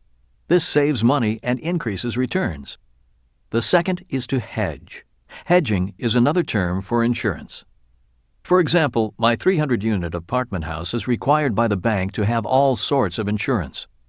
If the property burns down, insurance pays my mortgage and rebuilds the building. Best of all, the cost of the insurance is paid out of the rental income itself. Two of the main reasons I do not like mutual funds is that banks do not lend money on them, and insurance companies will not sell me insurance against catastrophic loss if the market crashes. And all markets crash. On to more leverage, higher returns, and lower risk. Focus, not diversification, is the key to more sophisticated leverage, higher returns, and lower risk. Focus requires more financial intelligence. Financial intelligence begins with knowing what you are investing for. In the world of money, there are two things investors invest for: capital gains and cash flow. Number 1. Capital gains. Another reason so many people think investing is risky is because they invest for capital gains. When a person says, "I'm buying this stock, mutual fund, or piece of real estate," he or she is investing for capital gains, an increase in the price of the asset. For example, if I had purchased the $17 million apartment house hoping I could sell it for $25 million, then I would be investing for capital gains. Number 2.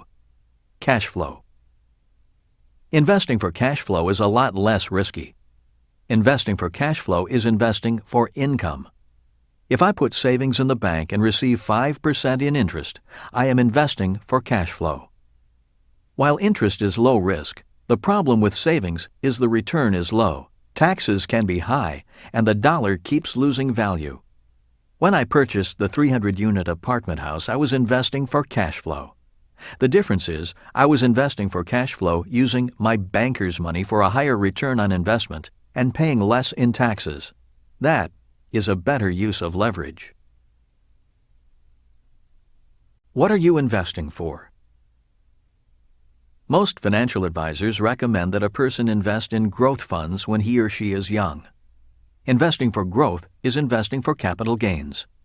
They advise older investors to then shift their growth funds into income funds or annuities. In other words, invest for cash flow when you are older. They believe cash flow is less risky and more certain. When it comes to capital gains or cash flow, there are three general types of investors. They are: Number 1. Those who invest only for capital gains. In the world of stocks, these people are called traders, and in the real estate market they are called flippers. Their investment objectives are generally to buy low and sell high. When you look at the cash flow quadrant, traders and flippers are actually in the self-employed quadrant, not the investor quadrant. They are considered professional traders, not investors. On top of that, in America, traders and flippers are taxed at the higher self-employed quadrant tax rates and do not enjoy the benefits of the tax breaks the investor quadrant receives. Number 2. Those who invest only for cash flow. Many investors like savings or bonds because of the steady income. Some investors love municipal bonds because they pay a tax-free return. For example, if an investor buys a tax-free municipal bond paying 7% interest, the effective return on investment, ROI, is the same as receiving a 9% taxable return. Number 3. The investor who invests for capital gains as well as cash flow. Years ago, old-time stock investors invested for both capital gains and cash flow. Old-timers still talk about the price of a stock going up, as well as paying the investor a dividend. But that was in the old economy, the old capitalism. In the new capitalism, most paper investors are looking for the quick buck to make a killing. Today, the big investment houses are hiring the smartest whiz kids out of college and using computer models to look for the slightest market patterns they can exploit. For example, if the computer picks up a 1% differential, let's say in tech stocks, the investment house will bet millions of dollars hoping to gain 1% on millions of dollars in a few hours. This is very high leverage and very risky. These computer models also cause a lot of the volatility in the markets. When the stock market announces that program trading has been halted, it is talking about these computer programs being halted. The markets crash if the computers say sell. If the computers say buy, the markets boom, and then they crash. In other words, prices can go up or down for no fundamental or business reasons at all. A stock price may have no relationship to the value of the company because the computers created an artificial supply or demand. As an old-time investor in this new era of capitalism, I must be smart enough to invest for capital gains, cash flow, leverage of debt, and tax advantages, as well as be above the turmoil the whiz kids and computers cause in the marketplace. There are three components to being a good real estate investor. They are: Number 1. Good partners. As Donald Trump says, you cannot do a good deal with bad partners. This does not mean bad partners are bad people. They may just be bad or wrong partners for you. For this 300-unit apartment house project to work, I must be sure I have good partners. Number 2. Good financing. Real estate is primarily a function of financing. Many people say, location, location, location. I say, financing, financing, financing.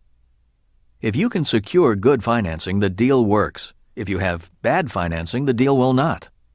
To illustrate my point, let's say the seller says, I want $35 million for my $17 million apartment complex. If the seller lets me finance the $35 million purchase price at $1 a month for 30 years with a balloon payment of $35 million at the end of the term, I would take the deal and give the seller the asking price.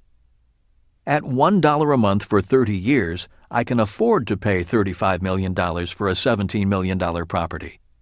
As they say in the world of finance, I'll give you your price if you will give me my terms. Number 3. Good management. One of the reasons for my confidence in the $17 million 300-unit property is that I have good partners. Ken owns a property management company. and his partner Ross owns a real estate development company. In the following paragraphs, I will further explain how property management and development are essential to increasing rents, lowering expenses, and increasing asset value. Having control over these three components, good partners, good financing, and good management, I am more willing to use debt as leverage. Without control, I would probably not use debt financing. If there is higher risk, such as speculating in a stock or a commodity, I like to use only money I can afford to lose.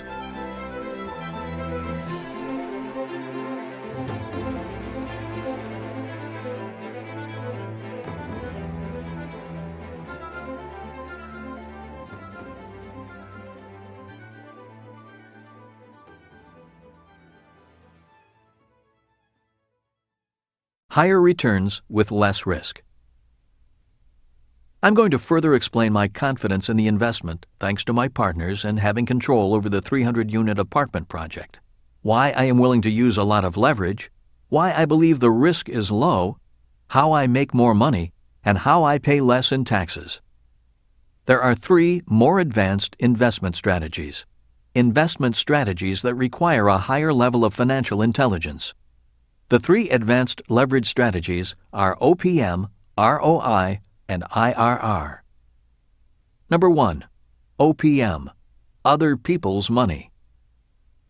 There are many ways to use OPM.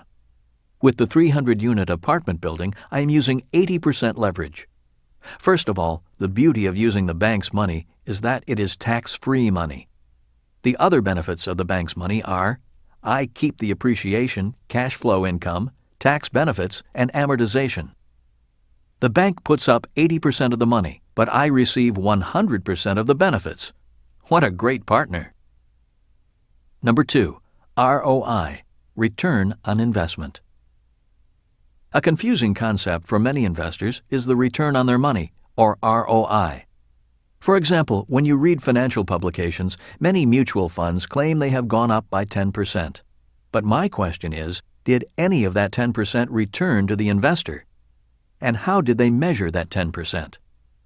Some funds measure the 10% by the price of the shares in the fund going up. For example, if a year ago the price per share in the fund was $10 and today it's $11, they can claim a 10% return. In this case, the return was measured in capital gains. As an investor who invests for both capital gains and cash flow, the only return I count is the cash flow. For example, if I invest $10 and each year after taxes I put $1 in my pocket from cash flow, my return is 10%. I do not count the return on asset appreciation because it is an estimate and does not become a reality unless I sell the asset. The difference is that one measure of the ROI is in the price of the stock, and the other measure of ROI is money in my pocket. I actually want both, 10% in asset appreciation and 10% cash in my pocket. But cash flow is the only return that can be tangibly measured while I hold the asset. More leverage, higher returns. The reason leverage is so important is because the higher the leverage, the higher the return. For example, if I buy a $100,000 rental unit with my money and I receive $10,000 a year net income, my cash-on-cash return is 10%. If I borrow $50,000 and am still able to receive a $10,000 return, my cash-on-cash return is 20%. If I finance the entire $100,000 and still receive a $10,000 return, my return is infinite. Infinite returns mean money for nothing. $10,000 flows into my pocket and nothing comes out. The renters cover my expense and I receive the income. Money for nothing. In my next example, again using the 300-unit apartment house, I will explain how I receive an infinite return by using leverage. The way this will be done is by raising rents and adding washers and dryers to each of the 300 units. The net $100 a month increase in rents is due to increased rents to match the competition, upgrades to the exterior, and fitting each unit with washers and dryers. This $100 a month increase in income is a 100% financed transaction. We get extra money from the bank to do the renovations. We have the control. The increase in debt is more than covered by our increase in income. This extra $100 is technically an infinite return because all the expense is fronted by the bank and all the returns come to me. The increase of $100 per month is multiplied by 300 units. This is an increase in gross income of $30,000 a month and $360,000 a year on top of the cash flow we are already getting. This $360,000 is an infinite return measured by cash flow in hand, not some fictitious capital gain on paper. In summary, the bank puts up 100% of the money for these improvements, and we receive the increase in income. The tenants pay for expenses and the mortgage. Number 3, IRR, or internal rate of return. One of the more complex, sophisticated, and often confusing measures of ROI is the internal rate of return. If investors really know what they are doing, they can increase their ROI by understanding IRR. In overly simplified terms, internal rate of return, IRR, measures the other returns and other leverage that a well-controlled investment can provide. The first example of IRR is passive income. Most people understand that gross rents are part of the income column. Yet IRR also measures other forms of income. Passive income is subject to lower tax rates than earned income. In the U.S., passive income is not subject to Social Security or self-employment taxes. In other words, these taxes do not show up as expenses in the expense column, which is technically a gain in income. The second example of IRR is depreciation. In the U.S., the tax department gives some investors an additional income that actually looks like an expense. This income is known as depreciation. Another term for depreciation is phantom income. The reason it is phantom income is because it's income that shows up somewhere else. For example, let's say my tax bill is $1,000. The IRS may allow me to depreciate my investment by $200, allowing me to pay only $800 in taxes. This additional $200 is phantom income, or money I did not have to pay. It is $200 that remains in my pocket, instead of going to the government. Depreciation is allowed for such things as refrigerators, ceiling fans, carpet, furniture, and other items that decline in value with age. A tax accountant can explain this to you if you own a business or real estate. There is no such thing as depreciation for paper asset investors. A third example of internal rate of return is amortization, which is a fancy word for paying off debt on a scheduled basis. When you have good debt that someone else, such as a renter, pays for you, amortization becomes income to you. In other words, as a tenant pays down my debt, that payment is technically income to me. Income that is paid to reduce my debt as my cash stays in my pocket, ready for the next great investment opportunity to come my way. Additionally, while my tenant is paying down my debt, I still receive all the tax benefits associated with my investment. A fourth example of IRR is appreciation. Appreciation is the increase in asset value. This is also income to you. This is not appreciation based upon some appraiser's idea of an increase in sales price based on comparative sales in the area. The way I measure appreciation is by the actual increase in income to my income column. For example, the increase of $360,000 in income from my 300-unit apartment house is measurable. This is not an exact method for defining IRR, but it gives you an idea how an investor can increase his or her return on investment far higher than most investors can receive from paper assets. At least you have an idea of what an IRR is. I would guess 95% of investors have never heard of internal rates of return. So you are now smarter and sharper than 95% of the investors out there. The exit strategy. The beauty of the exit strategy on the 300-unit apartment house is once again the use of leverage to become even richer. Instead of selling the property and facing substantial capital gains taxes on the profit, we pull out the money by refinancing. We are able to do this because we have increased the value of the property through our improvements in management. The bank recognizes this increase in value and we are able to borrow against it.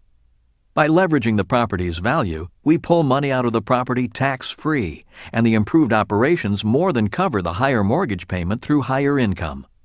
By borrowing rather than selling, we get our down payment back tax-free, and we get to keep the asset. At this point, the property's income is an infinite return because we have no money invested in the deal, yet we receive the income. This is the ultimate leverage. Let's say after 5 years we are able to refinance the property and pull out $4 million tax-free. The $4 million refinanced dollars go to the investors and pay back all initial equity and then some. Even better, we still maintain control over the 300 units, and the increased mortgage payment of $280,000 is paid for by the $360,000 increase in income.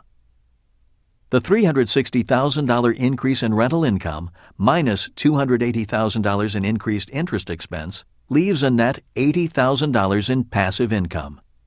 This $80,000 is an infinite return because the investors have received back their initial investment yet still receive cash flow. It is free money. The investors get $4 million back and move on to purchase another apartment house. This is an example of using control and leverage.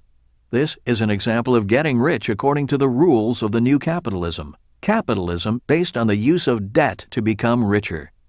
Rather than working hard to get out of debt, as those who follow the rules of old capitalism do, we work hard to find ways to get into more good debt and use more leverage. Starting with nothing. To some of you, a $17 million 300-unit apartment building sounds like a big investment. 10 years ago, buying a 300-unit apartment seemed big to Kim and me. 10 years from now, I am certain it will seem like a small investment. Kim, Ken, and I are already planning much bigger projects to take on. Donald Trump and I are looking at a massive project not far from my home, a project we will break ground on in 10 years. I mention the size and dollar amounts of projects to make 3 points. Number 1. Being born poor and financially uneducated does not mean you cannot become rich. Very few people are born rich enough to buy a $17 million apartment complex, and no one is born smart enough to acquire, finance, and manage a 300-unit apartment complex by themselves. In other words, not having any money or financial education isn't an excuse not to get started. Number 2. Start small and take baby steps. In 1989, Kim's first investment was a $45,000 2-bedroom, 1-bath home in Portland, Oregon. She put $5,000 down and made $25 a month. She was extremely nervous when she took her first step. Today, a $17 million apartment house is boring to her. She is ready for bigger projects. Number 3. Dream big. Most of us know that a child must be allowed to dream. The same is true for adults. As a couple, Kim and I have big dreams. Our dreams keep our marriage rich, young, and fun. Bigger investment projects keep us learning together, operating as a team, and growing together rather than growing apart. Instead of living below our means, we dream big, learn, and invest carefully in order to go beyond our means. It's not just about money. It's about life. In conclusion, on August 9 and 10, 2007, as the markets of the world crashed, many people had no idea what the crash meant. Most people have no idea how it will affect their lives. Most people have no idea how the rule changes back in 1971 and 1974 have affected their lives. Today, even in the richest country in the world, the U.S., millions of educated, hard-working people are earning less, even if they are paid more, saving money that is losing value, clinging to their homes as their value declines, and using credit cards to pay their bills. To make matters worse, because of a market crash, millions of educated, hard-working people think that investing is risky. and to attain higher returns means you have to take on greater risks. There are only a few people who know that the key to leverage is control, and the key to control is financial intelligence. The good news is that the higher your financial intelligence, the more money you make without needing money. In this new capitalism, it is truly possible to make money for nothing. In the information age, knowledge is the ultimate leverage. The more money you make without money, the higher your ROI and IRR, and the higher your financial IQ. Chapter 7. Financial IQ number 5. Improving your financial information. In January of 1972, I was transferred from Camp Pendleton, California, to an aircraft carrier off the coast of Vietnam. My primary job on board the carrier was as a helicopter gunship pilot. My primary mission was to fly as an escort for the larger troop helicopters. My secondary job was as an assistant to the squadron's top-secret information officer. It was an extremely interesting job. For hours on end, we would sit, listen, observe, gather, and process top-secret information. At regular intervals during the day and the night, we gave briefings to the commanding officer and his team. Our job was to take raw data from the war and turn it into relevant information. As an information officer, I gained a tremendous respect for information. Prior to Vietnam, I never thought much about the subject. In school, I thought the study of information was a joke. To me, information was just data, mindless facts and figures, dates and times to be memorized in order to pass tests. In Vietnam, information could mean life or death for my fellow pilots. Today, I believe that I am a better entrepreneur and investor because of my position as information officer. Today, I know that information can mean life or death in war, and the difference between being rich or poor in business. While at war, the amount of information we had to process was staggering.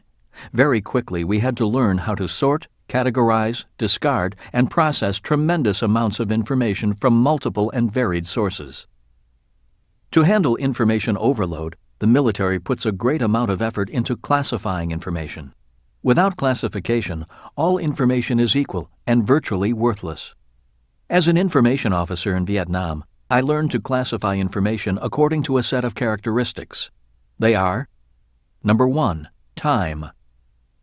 In war and in business, information can be useful one minute and obsolete the next. War is fluid, always moving. So is business and investing. Enemy troops can be one place today and 100 miles away tomorrow.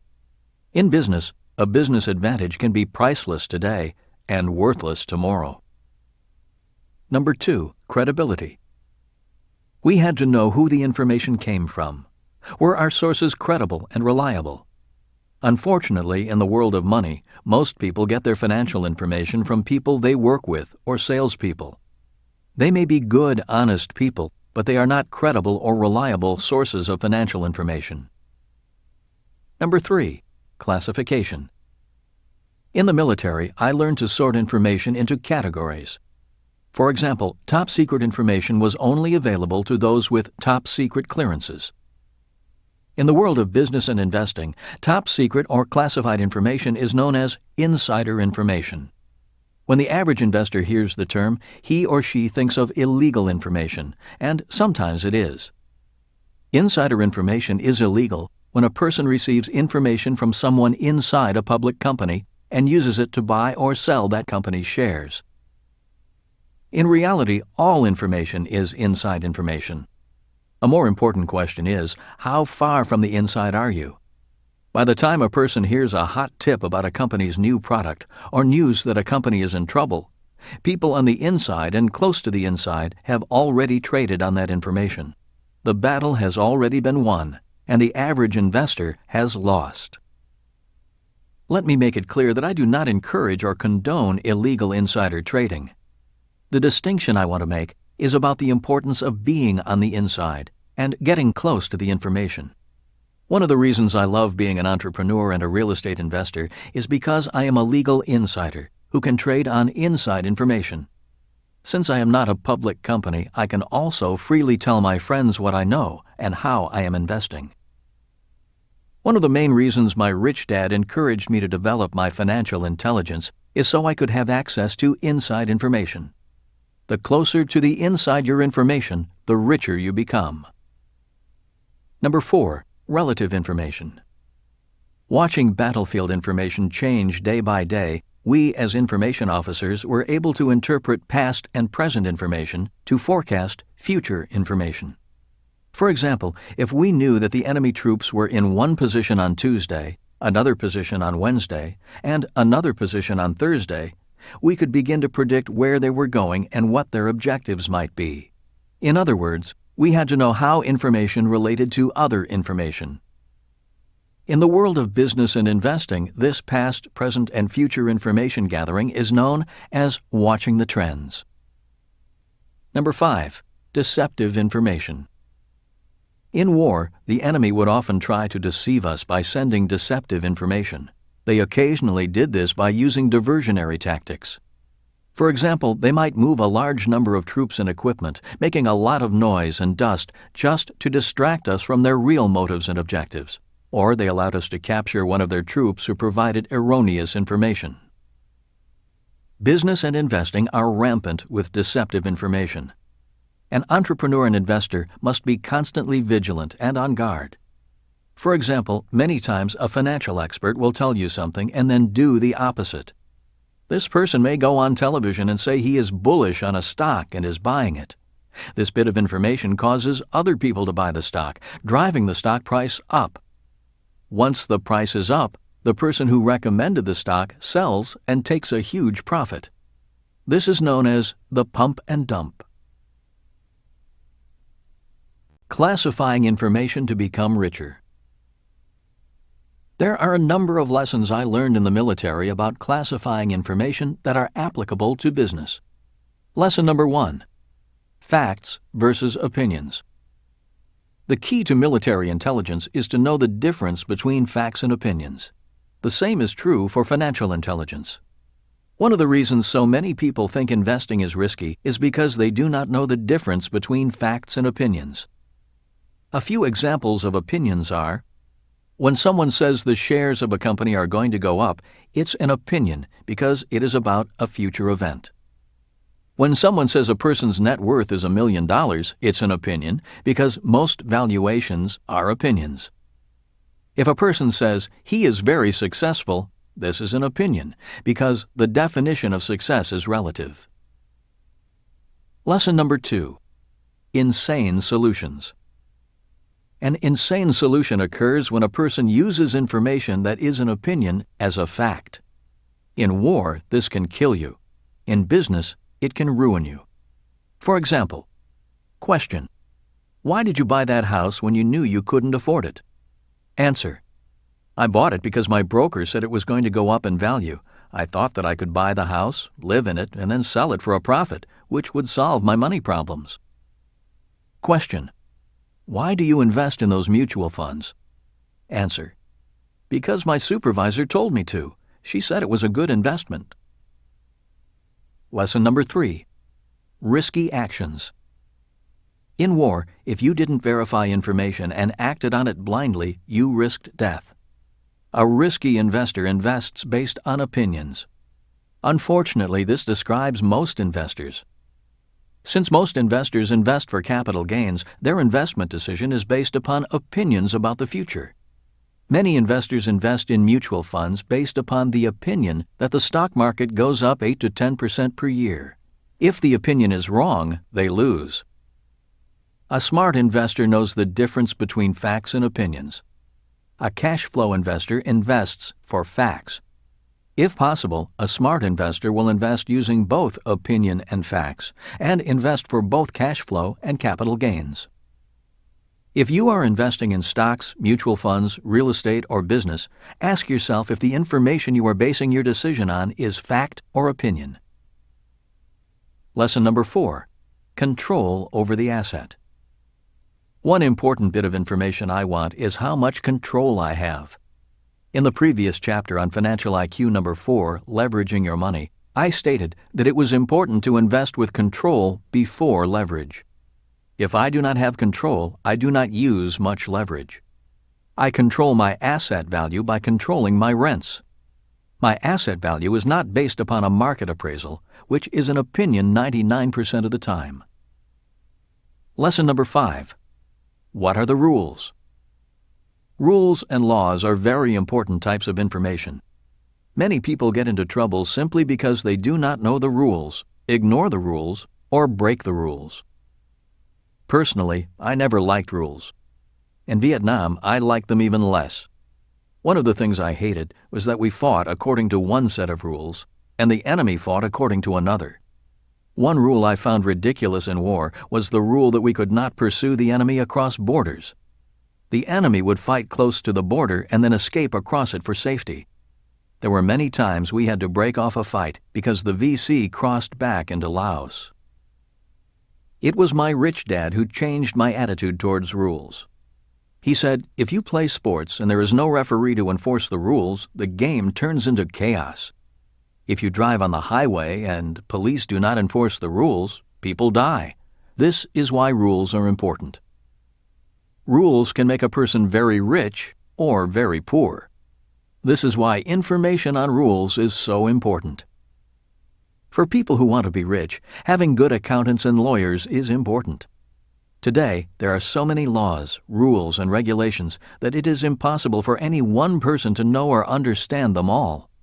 While hiring an attorney or accountant may seem expensive, the pain and money they can save and make for you can be much greater than the fees you pay them. Remember two things. Rules provide a valuable source of information about how the game of money is played, and without rules, assets decline in value. Lesson number 6. Trends. A trend is developed when an investor takes information from a set of facts and then forms an opinion. Instead of diversifying, I prefer to focus on a few small assets, notice a trend, and invest with the trend. Since I know a trend can reverse and change direction, I do not blindly invest for the long term. Some of the trends I am investing in today are trends in oil. As you know, the more China, India, and Eastern Europe become westernized, the more the demand for oil goes up.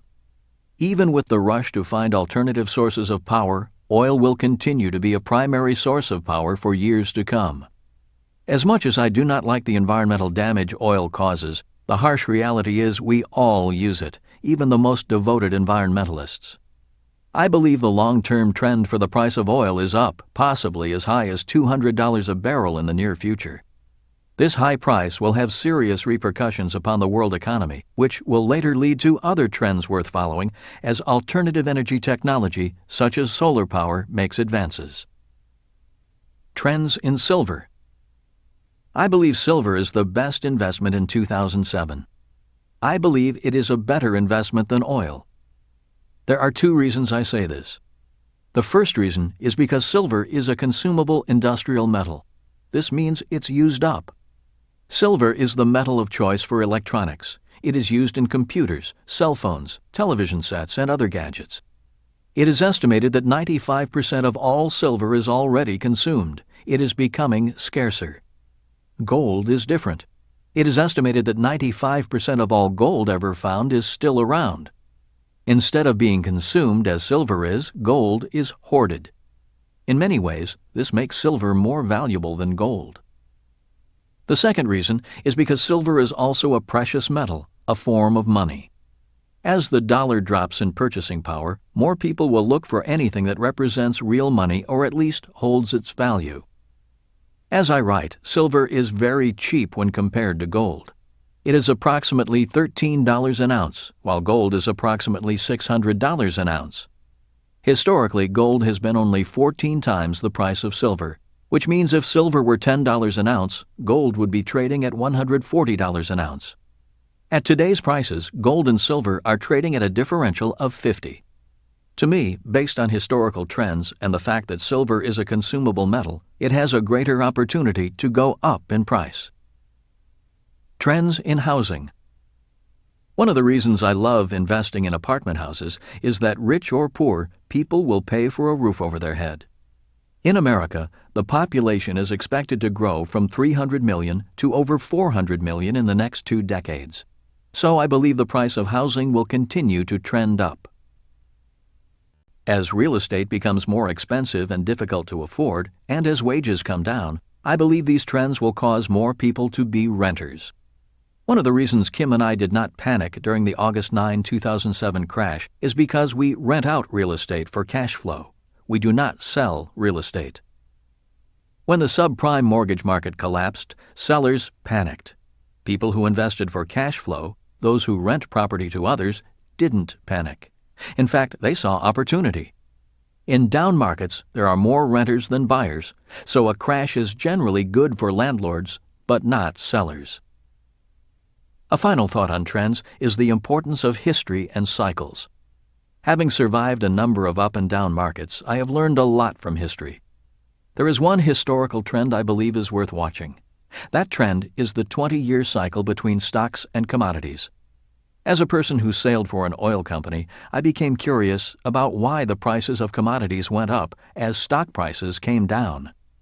A few years ago, I came across a book written by one of my favorite financial authors, Jim Rogers, entitled Hot Commodities. Rogers discovered that stock prices went up for 20 years at the same time as commodity prices came down. For example, from 1960 to 1980, just as I was coming of age, commodity prices such as oil and gold were rising. In 1980, oil, gold, silver, and real estate prices came down rapidly as stock prices started climbing. Between 1980 and 2000, the stock market was the place to be, and oil, gold, and silver were dogs. While the commodity market was down, I was buying all the oil, gold, silver, and real estate I could. On schedule, in 2000, at the height of the dot-com boom, share prices dropped and commodity prices came roaring back up. If history repeats, this means that commodities will come down in 2020 and stocks will be the market to be in again. In conclusion, ultimately, it is not the asset that makes you rich. Information makes you rich, or poor. In real estate, most investors lose money because of inadequate information and intelligence. That is why when someone asks me, "Is real estate a good investment?" my reply is, "I don't know. Are you a good investor?" Chapter 8. The Integrity of Money. Integrity is an interesting word. I have heard it used in many different ways and in different contexts. Many times I have heard someone say, "He has no integrity." Someone else might say, "That house has integrity of design." Before discussing the integrity of money, I think it best I give my definition of integrity. Webster's offers 3 definitions for integrity. They are: Number 1, soundness, an unimpaired condition. Number 2, incorruptibility, firm adherence to a code of especially moral or artistic values. Number 3, completeness, the quality or state of being complete or undivided. All 3 definitions are required to discuss money and integrity. To better illustrate, I use the example of the integrity of an automobile. An automobile is made up of systems: the brake system, fuel system, electrical system, and so on. If the systems are not operating in integrity, the car will not be sound. The car is not whole. A similar example can be made with the human body. Some of the systems of the body are the respiratory system, nervous system, digestive system, and so on. If the integrity of the human body's system is not sound, corrupted with clogged arteries for instance, health declines and disease or death soon follows. Just as health can break down from a lack of integrity, so can wealth be compromised by a lack of integrity. Symptoms of a lack of financial integrity are crippling taxes, high expenses, excessive debt, bankruptcy, foreclosure, sadness, and despair. Earlier, I listed 5 different financial intelligences. Once again, they are: Financial IQ number 1, making more money. Financial IQ number 2, protecting your money. Financial IQ number 3, budgeting your money. Financial IQ number 4, leveraging your money. Financial IQ number 5, improving your financial information. The integrity of all 5 intelligences is required if a person wants to grow rich, stay rich, and pass his or her wealth on for generations. Missing one or more of the financial intelligences is like someone who doesn't know how to drive attempting to drive a car that has brakes without pads and water in the gas lines. When a person is struggling financially, one or more of these financial intelligences is out of whack, financial integrity is not sound, and the person is not complete. A reflection of financial integrity. As my rich dad said, "My banker has never asked me for my report card." The reason bankers don't ask for an academic report card is because they are looking for financial intelligence, not academic intelligence. This is why they ask for a financial statement. A financial statement is a reflection of your financial integrity. It is the equivalent of your financial report card. Bankers are looking for answers that relate to the 5 financial intelligences. Obviously, they want to know how smart people are at making money, protecting their money, budgeting their money, leveraging their money, and how informed they are. A financial statement will give the bank the information it is looking for. Intrinsic value. Warren Buffett does not diversify. Instead, he looks for a company with intrinsic value, a company with financial integrity. He wants to know if the business has the 5 financial intelligences. In overly simplified terms, Buffett wants the answers to the following questions. Number 1. Can the business make more money? Number 2. Does the business have a protected niche? Number 3. Does the business budget its money and resources well? Number 4. Can the business be leveraged and expanded? Number 5. Is it run by a team of smart, well-informed people? In even simpler terms, intrinsic value means: Number 1. Niche. This means the business has a core competence, something that will make money in good times and bad. Coca-Cola fits this requirement. People will always drink sugared water regardless if plain water is better for them. A big advantage Coca-Cola has is its trademark, which is protected by law. You may recall that financial intelligence number 2 is protection. In this case, Warren likes this product because it's a product that is a legally protected brand, not just a commodity. A well-recognized brand, protected and defended from pirates, increases Coca-Cola's intrinsic value. The brand Rich Dad is a trademark, protected by law in every country we do business in. Being a brand gives my business greater intrinsic value. Many authors write books but fail to build a brand. As you know, Harry Potter is a mega brand. So is Donald Trump. If you are not a brand, you are a commodity. Brands have more intrinsic value, and to maintain this value, a brand must be true to its message and customers. A few years ago, a large mutual fund company approached me and asked if I would endorse its fund. Although the fee it would have paid me was very high, I turned the offer down. In my mind, endorsing a mutual fund would not be true to the Rich Dad brand. To me, it would have shown a lack of integrity, which would diminish the brand's intrinsic value. Number 2. Leverage. This point separates the small business owners from the big business owners. For example, if I am a doctor, it is hard for me to leverage my value if my patients come only to see me. But if that same doctor invented a new cure or kind of medicine, then that doctor's medical intelligence can be leveraged via a product. The world is filled with small business owners and professionals who are not able to leverage because they are the product. Most employees fall into this category. Number 3. Expandability. Once a product or business can be leveraged, the next question Warren wants to know is, how far can the leverage be expanded? Warren loves Coca-Cola because its leverage is expandable throughout the world. Warren says, every time someone in the world drinks a Coke, I make a little money. When I wrote Rich Dad, Poor Dad, the book was my leverage. Instead of my teaching in person, my book and my games could now do the teaching. The next task was to expand the product into different countries by printing the books and games in different languages. This was done by licensing the rights to produce Rich Dad products to businesses in different parts of the world.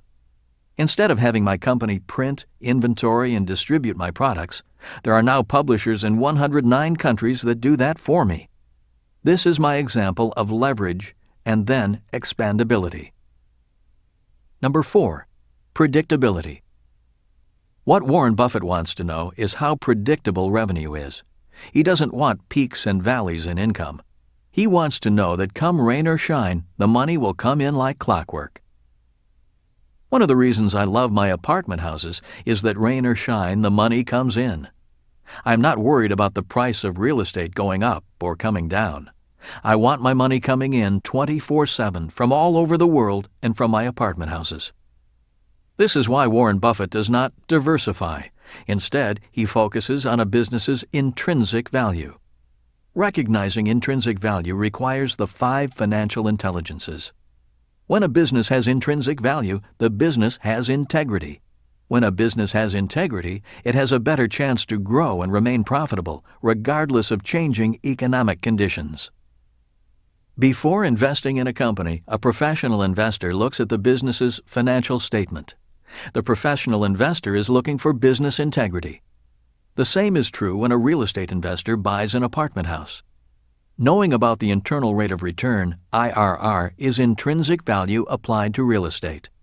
The problem for most people, due to lack of financial education in school and not being able to read a financial statement, is that they don't know if the company or real estate they are investing in has financial integrity and intrinsic value. Chapter 9. Developing Your Financial Genius. I didn't know I wasn't smart until I went to school. From kindergarten all the way through college, school was a struggle. I also didn't know I was poor until I went to school. When I was 9 years old, my family moved across town and I went to a school for rich kids. Interestingly, there were 2 elementary schools directly across the street from each other. On one side of the street was Union School. On the other side was Riverside School. Both were public schools. One school for the rich and the other for the working class. Originally, Union School was for the children of the sugar plantation union workers, hence the school's name. Riverside was the school for the children of sugar plantation owners and managers. I attended Riverside because the house our family lived in happened to be on the side of the street next to the river. Even though I was only 9, I was aware that my classmates at Riverside School lived at a higher standard of living than my family. Many of my rich classmates lived in an isolated community connected by a bridge across the river. Every time I crossed that bridge to play with my friends, I knew I was crossing into a different world. Although rich, my classmates and their families were not snobs. They were friendly people involved in the community. I spent a lot of time at my friends' beach homes, on their boats, and flying in their planes. They did not flaunt their wealth, they shared it. To them, being rich seemed natural, not special. It was a lifestyle and a standard of living. Their lifestyle was not that big a deal to them.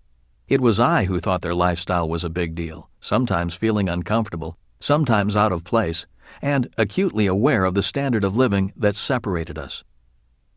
At the age of 12, my rich friends went off to private schools, and I continued on through public high school with the kids who went to Union School. In 1974, as I was getting out of the Marine Corps at the age of 27, I knew I wanted to be rich. Even though I had grown up, lost my baby fat, and gotten taller and stronger, in my mind, I was still the shy, fat guy without much money. I knew I wanted to be an entrepreneur and invest in real estate, but I had no money and no skills. The more I thought about it and compared the life I wanted with what I had, the more I realized that my school teachers were correct. I was average. I had no great skills or talent. I was not smart. If I was going to be rich, I needed to find a way to be at least above my means in every way. Don't live below your means. Financial experts advise people to live below their means and diversify. To many people, this sounds like smart advice. The problem with following this advice is that you wind up average because it is average advice. It is not bad advice, it's just average financial advice. Besides, who wants to live below their means? I knew I needed to focus if I wanted a higher standard of living, a standard of living like my classmates who lived across the bridge. I decided the best way to beat the A students, the rich kids, the teachers who labeled me average, was to become rich. I was not angry with them, I was just tired of being average. I realized I could become richer than most people because when it came to money, most people were following below-average financial strategies and advice. I built and rebuilt several businesses from 1974 to 1984. I was determined to become an entrepreneur. Just like a baby who stands and falls a number of times before learning to walk, I stood and fell a number of times before walking as an entrepreneur. From 1984 to 1994, I became an educational entrepreneur because I became interested in how people learn. Although I disliked school, I enjoyed learning. Also, I wanted to know why I always felt stupid in class. During those 10 years, Kim and I built an education company that taught entrepreneurship and investing from our offices in Australia, Canada, New Zealand, Singapore, and the U.S. During this period of time, I did things differently, almost the opposite of the way traditional schools teach. Instead of creating an environment where only 1 or 2 students were smart, I created an environment where everyone could feel smart and learn. Instead of competing, the class cooperated. Instead of having students listen to me lecture, I created different games to teach specific subjects. Instead of being bored, adult students were actively challenged and participated. I went on to develop my educational board game Cash Flow from what I learned as an entrepreneurial educator, the first game to teach both accounting and investing at the same time. As you may know, accounting can be the most boring subject on earth, and investing the most frightening. By combining the 2 subjects into one game, learning became challenging and fun. A person could play the game 1,000 times and still learn something new about accounting, investing, and themselves. The game was officially launched in 1996. As I learned more about the human mind and how we learn, I found out a number of things about our school system that were disturbing. I found out that our current system of teaching actually damages a child's brain. In other words, even an A student can be slowed up by the educational system. The more I studied and practiced different teaching techniques in my classes, the more I began to find the answers I was looking for, and I found why I had constantly been labeled stupid or, at best, average. Multiple intelligences. Through my research, I discovered the book Frames of Mind, The Theory of Multiple Intelligences by Howard Gardner. His book teaches that there are 7 intelligences. Number 1, linguistic. Number 2, logical mathematical. Number 3, musical. Number 4, bodily kinesthetic. Number 5, spatial. Number 6, interpersonal. Number 7, intrapersonal. His book validated what I intrinsically knew. I simply didn't have the intelligences recognized by the school system, which are predominantly linguistic and logical mathematical. This is one of the reasons I failed English twice in high school. I could not write, spell, or punctuate. I am not linguistic, and I am not logical. In my freshman year at the Merchant Marine Academy, English became my favorite subject because I had a great teacher. If not for that teacher, I might not be an author today. My English teacher at the Academy had great interpersonal skills, which is why he could relate to me. I respected him. Instead of talking down to me, he inspired me. We could speak person to person rather than teacher to student. In his class, I wanted to be smart, and I wanted to learn. Instead of another F in English, I received a B. Later, as a Marine in Vietnam, it was my intrapersonal intelligence that kept me alive. Intrapersonal intelligence is the ability to control my emotions and get the job done, even if the job is life-threatening. Many people are not successful financially because their intrapersonal intelligence is weak. People with limited intrapersonal intelligences often say, "I need job security," or That sounds risky. These are examples of emotions doing the thinking, not intrapersonal intelligence. As I studied more about Gardner and his theory of multiple intelligences, I realized that the A students were those who had high linguistic and logical mathematical intelligences. Reading, writing, and math were easy for them, but very difficult for me. My intelligence strengths were spatial, bodily kinesthetic, and intrapersonal, which is why I doodled in class, built a boat, and was not threatened or motivated when teachers told me I wouldn't get a good job if I didn't get good grades. At this time, you may want to ask yourself, of the 7 intelligences, which are you strongest at? 3 parts of the brain. Albert Einstein is credited with saying, "Imagination is more important than knowledge." As an entrepreneurial educator, I did a lot of research on the different parts of the brain. Boiling it all down to overly simplified terms, we have 3 basic parts to our brain: the left brain, the right brain, and the subconscious brain. The left brain is generally used for reading, writing, speaking, and logic. Kids who do well in school have well-developed left brains. From Gardner's work on multiple intelligences, the left brain would be most associated with linguistic, logical mathematical, and interpersonal intelligences. Writer, scientist, lawyer, accountant, and school teacher are professions for such people. The right brain is the part of the brain often associated with pictures, art, music, and other more nonlinear relationships, with creativity and imagination. From Gardner's work, musical and spatial intelligences would be most associated with the right brain. Designer, architect, and musician are professions for people with these dominant intelligences. The subconscious brain is the most powerful of the 3 brains because it includes the old brain, often called the primitive brain. It's the primitive brain that is most like an animal's brain. It does not think, but rather reacts, fights, flees, or freezes. From Gardner's work, the intrapersonal intelligence would most relate to the subconscious mind. In my opinion, it is a person's intrapersonal intelligence that ultimately determines if they are a success or failure in life, love, health, and money. This is because the subconscious mind is the most powerful part of the brain, especially in pressure situations. The subconscious mind also affects our bodily actions via bodily kinesthetic intelligence. For example, in the game of golf, pressure may cause a golfer to choke and miss an easy putt. Subconsciously, a person may freeze and not take action out of fear of making a mistake, or stay at a job for security rather than the love of the work. People with high intrapersonal intelligence have the ability to control the subconscious brain's desire to fight, flee, or freeze. Instead of flee, they may decide the best thing to do is freeze. If frozen, they may choose to fight.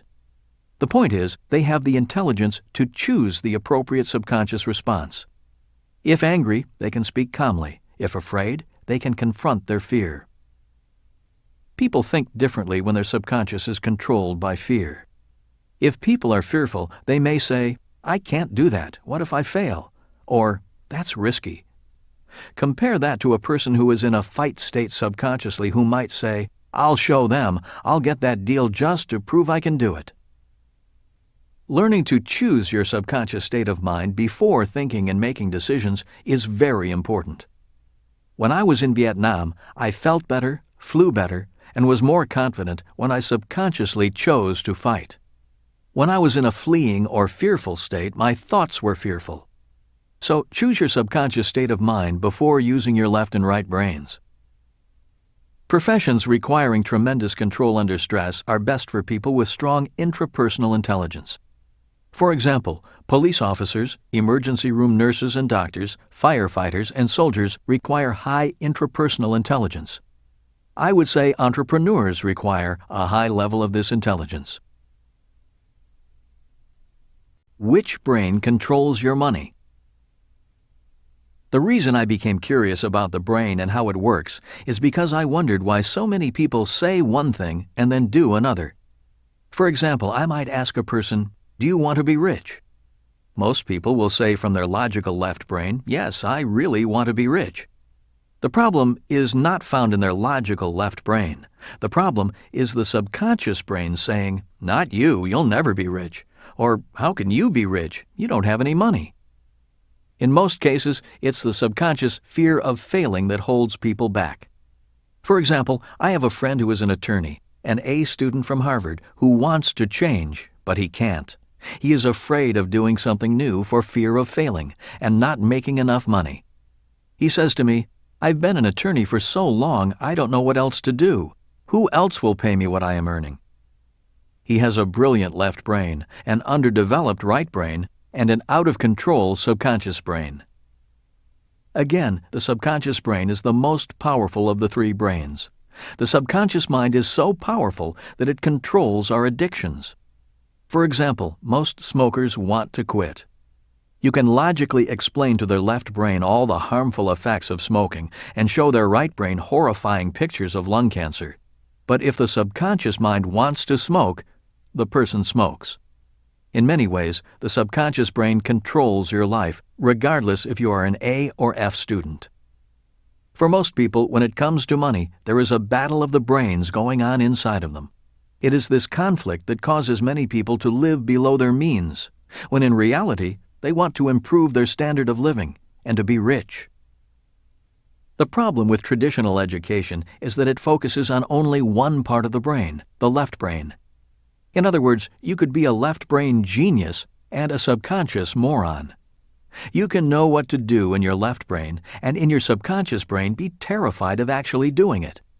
Worst of all, many people leave school fully able to read, write, and do math, but are terrified of failing and seek security instead of opportunity in the real world. They're taught to value knowledge over imagination and over the ability to integrate all three parts of the brain. After years of striving to be the best, these people are told by financial experts to diversify and live below their means. To a fearful subconscious brain, this advice sounds intelligent and logical. For years, these people then turned over a portion of their paycheck every month to their financial experts with the hopes that they know what they're doing. At the same time, the richest investor in the world, Warren Buffett, says, "Diversification is a protection against ignorance." And it is. A world ruled by left-brainers. The world is run by left-brained people. The problem with left-brained people is they think there is only one brain and only one intelligence. Many are not aware of the other parts of the brain and the possibility of other types of intelligences. When you ask a highly educated left-brained person for the definition of intelligence, he or she replies, "If you agree with me, you are intelligent. If you don't, you're an idiot." In the world of money, these left-brained people believe making money is a by-the-numbers formula, a mathematical equation. This is why when the market crashed, many funds crashed in unison. The funds are run by academic geniuses all following the same formula. Here's another quote from the August 24, 2007 Wall Street Journal article on quant funds. Justin Lahart, How the Quant Playback Failed. A number of quant funds, which use statistical models to find winning trading strategies, reported heavy losses this month. In many cases, the managers pointed their fingers at other quantitative hedge funds, essentially saying they all owned many of the same stocks, and their models told them to sell at the same time, driving down the share prices, hurting everyone in the process. Learning to win using your whole brain.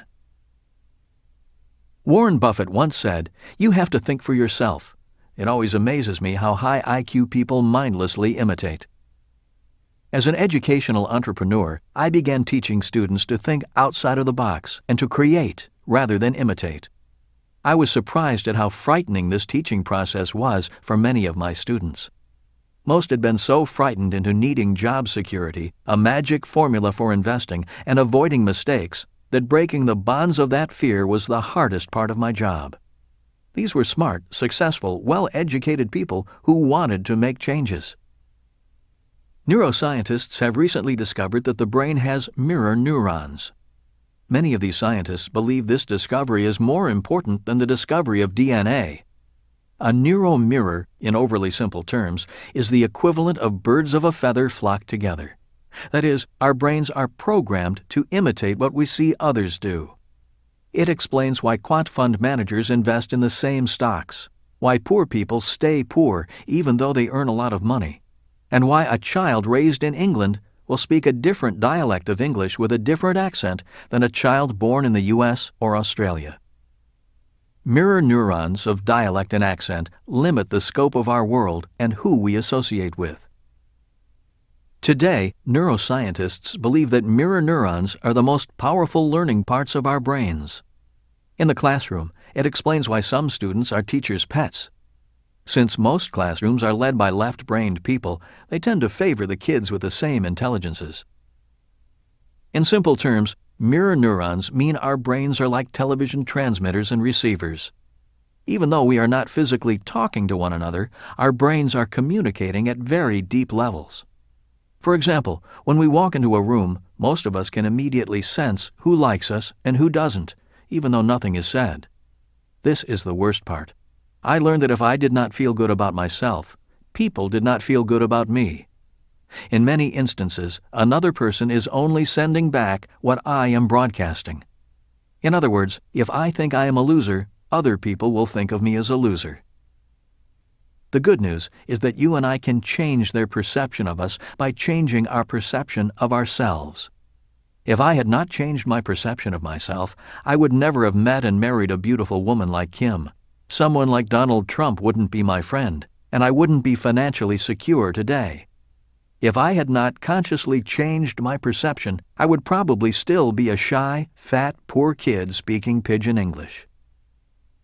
Being raised in a family of school teachers, I realized their measure of success was the school a person attended and how many advanced degrees he or she had. In the world of big business, it was pretty much the same thing.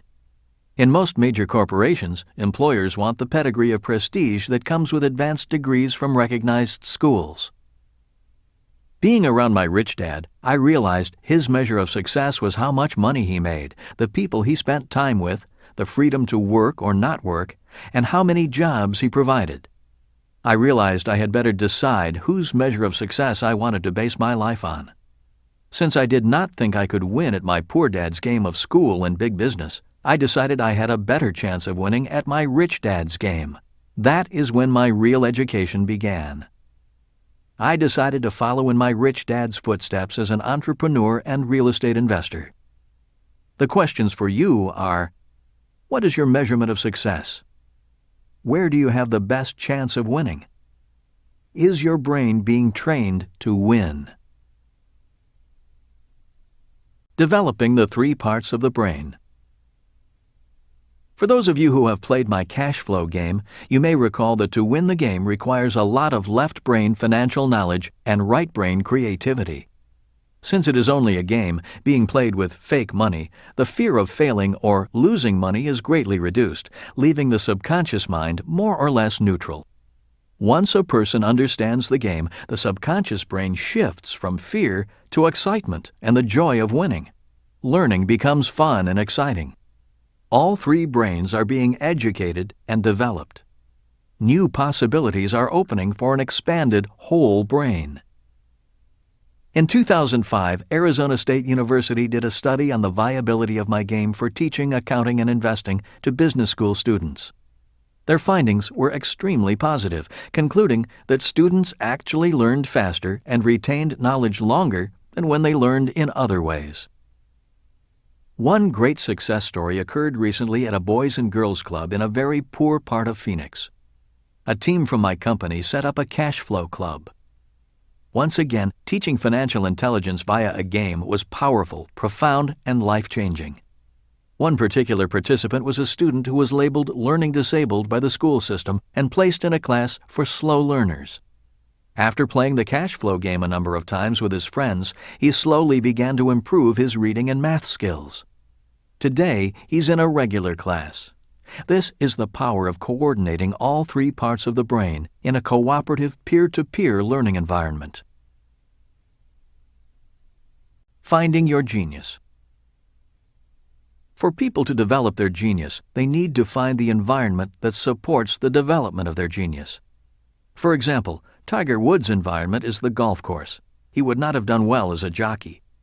Donald Trump found his strength in the tough world of New York real estate. That environment challenged him, taught him a lot, and developed his skills. As you know, Tiger Woods works very hard at being a golf genius. Donald Trump works very hard at being a genius at real estate development. One of the reasons many people do not develop their genius is simply because they are lazy. Many just go to work to collect a paycheck. It is easier for them to be average than to work hard at developing their genius. My questions to you are, what do you think your genius is, and what environment is best for you to develop it? Another important question is, do you have the courage to change environments? Imagine your future if you did. In summary, financially weak people are people who tend not to develop their intelligence. They seek easy environments and easy answers. These are people who pay too much in taxes, work hard, and live below their means. They may be smart, good, and academic, but without the financial development of all three brains, they will most likely remain weak financially. Success requires some degree of mental and physical toughness. If you can train your left brain to understand the subject, engage your right brain to come up with creative solutions, keep your subconscious brain excited rather than fearful, and then take action while being willing to make mistakes and learn, you can create magic. You can develop your genius. Thank you for listening to this audiobook.